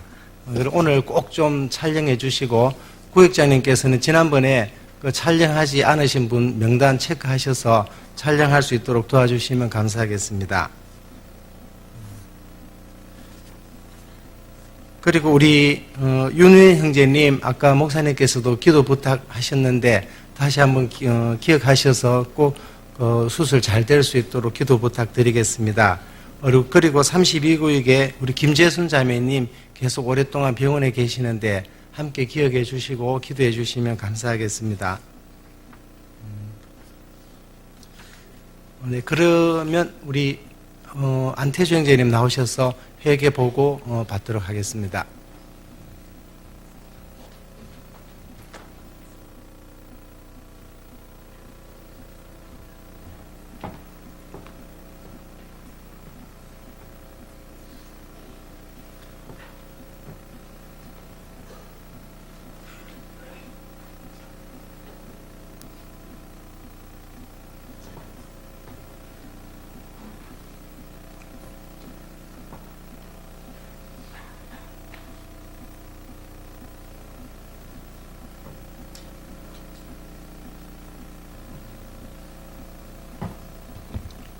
화면 안 나갑니까?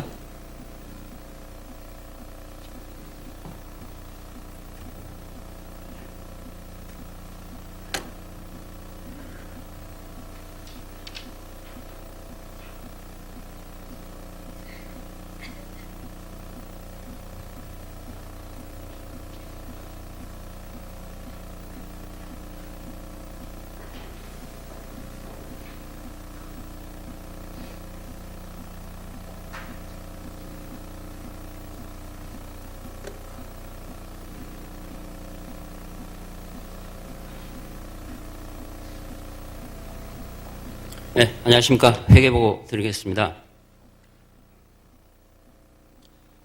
먼저, 이 건축 헌금, 11조 헌금, 각 헌금의 종류의 사용 목적부터 말씀드리겠습니다.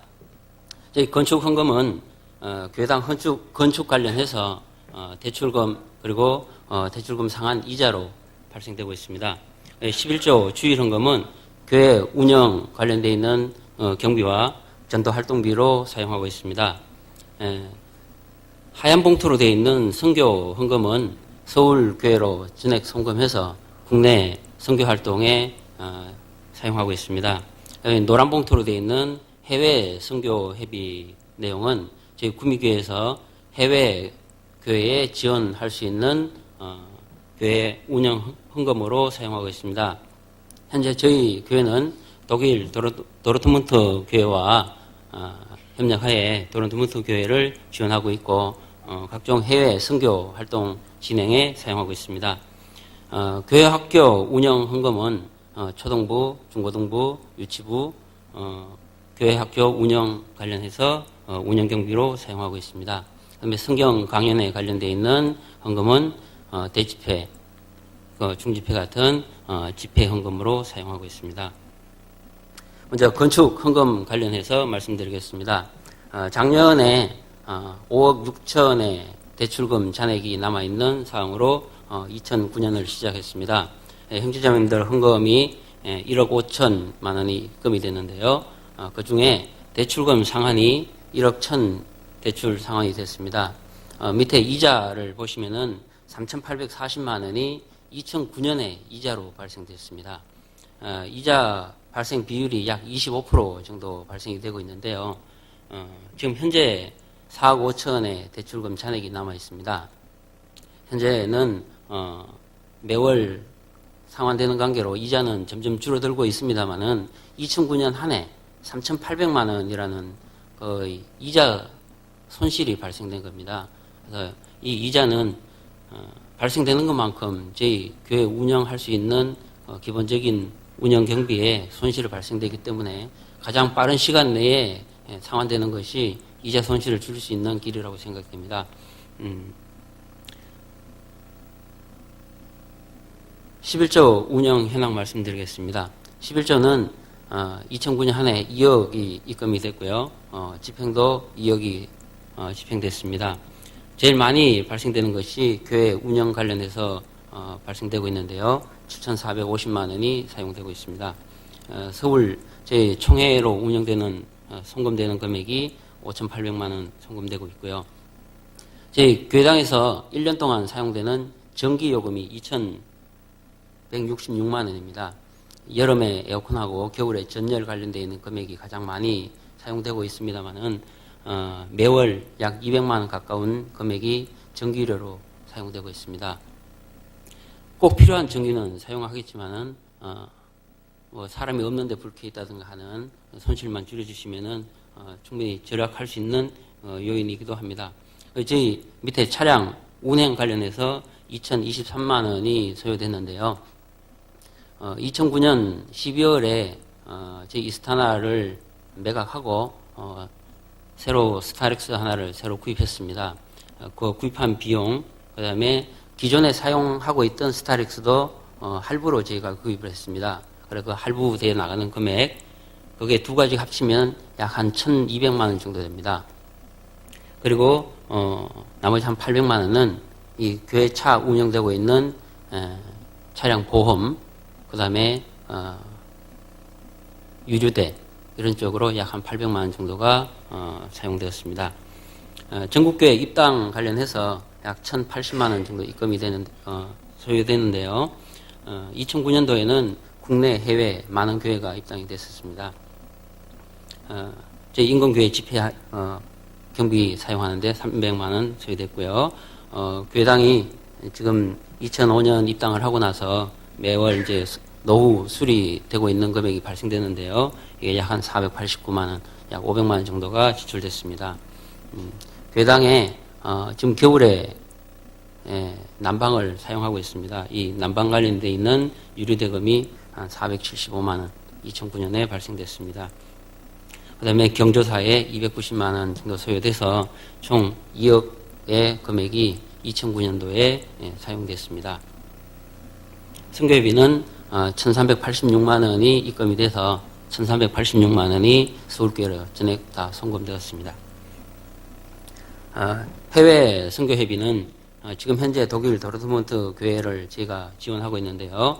독일 교회 지원에 약 800만 원, 그다음에 독일 교회, 시드니 교회 지난 봄에 선교 여행을 떠난 적이 있습니다. 그 선교 여행 관련해서 지원되어 있는 것이 독일 교회 선교 757만 원, 시드니 교회 선교 활동비로 345만 원이 소요되었습니다. 교회 학교 운영회비는 1,357만 원이 입금돼서 1,379만 원이 소요됐습니다. 교회 학교 운영에 초등부, 유치부, 중고등부에 800만 원, 청국잔치 관련해서 저녁 식사 같이 포함되어 있는 금액입니다. 300만 원이 소요됐고요. 수련회 관련해서 지원된 금액이 159만 원, 달란트하고 공과 관련되어 있는 금액이 67만 원. 유치부에 가방 하나씩 갖고 있는 그 가방이 있는데요. 그 가방 구입 가격이 50만 원 소요됐습니다. 성경 강연회 관련해서는 969만 원이 입금돼서 969만 원이 전액 다 소요됐습니다. 실상 저희가 교회 학교 운영 헌금의 11조에 지출되어 있는 금액 중에 성경 강연회 쪽에 관련되어 있는 집행 금액이 별도로 더 추가됩니다. 저희 4번에 5번 대집회 관련해서 경비를 사용하고 있는데요. 경비 소요되는 금액이 약 한 1,500만 원 정도 소요됩니다. 1년에 성경 강연에 관련되어 있는 경비가. 근데 지금 969만 원이 출금이 됐기 때문에 약 540만 원 정도는 11조에서 헌금 관련된 성경 강연에 관련되어 있는 헌금으로 사용되고 있습니다. 성경 강연에 관련해서 형제자매님들 좀 더 관심을 가져주시고 집회 헌금에 좀 동참해 주셨으면 감사하겠습니다. 전체 금액을 보면은 건축 11조, 선교, 해외 선교, 교학교 후원회, 그다음에 성경 강연의 경비가 전체표로 사용되고 있습니다. 그리고 형제자매 정확하게 이해하고 계실 금액이 건축 헌금 관련되어 있는 잔액이 2009년 12월 31일 현재 광주 신협의 대출 잔액으로 4억 5천만 원이 남아 있습니다. 네, 감사합니다. 마치겠습니다.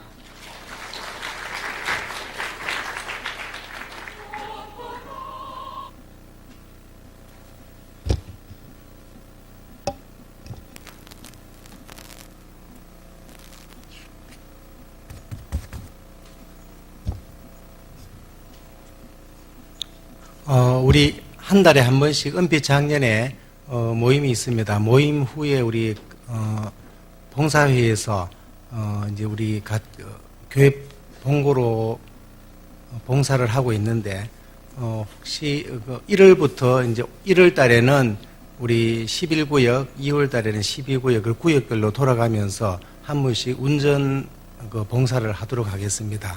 혹시 우리 봉사 형제님 중에서 구역별로 돌아가는 게 귀찮으니까 올 한 해는 내가 봉사하겠다. 한 달에 한 번씩 자원하는 분이 계시면 저한테 말씀해 주시고 자원하시는 분이 계실 때까지 구역별로 그렇게 돌아가도록 하겠습니다. 오늘은 우리 11구역장님께서 하여튼 신경 쓰셔서 마치기 전에 우리 교회 본고를 미리 좀 다시기 편한 위치에 좀 배차해 주시면 감사하겠습니다.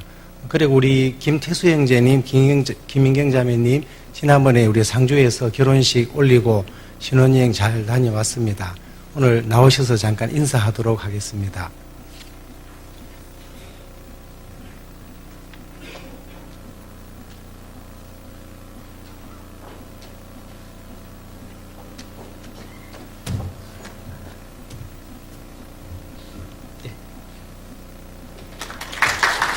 예, 안녕하세요. 31구역에서 교제하고 있는 김태수 형제입니다. 결혼식 크리스마스 날에 올리게 돼가지고 정말 많은 분들 와주셔서 정말 감사하고요. 앞으로 이렇게 한 가정을 이루었으니 주님 뜻 안에서 더욱 주님 일 할 수 있는 그런 가정이 되도록 노력하겠습니다. 감사합니다.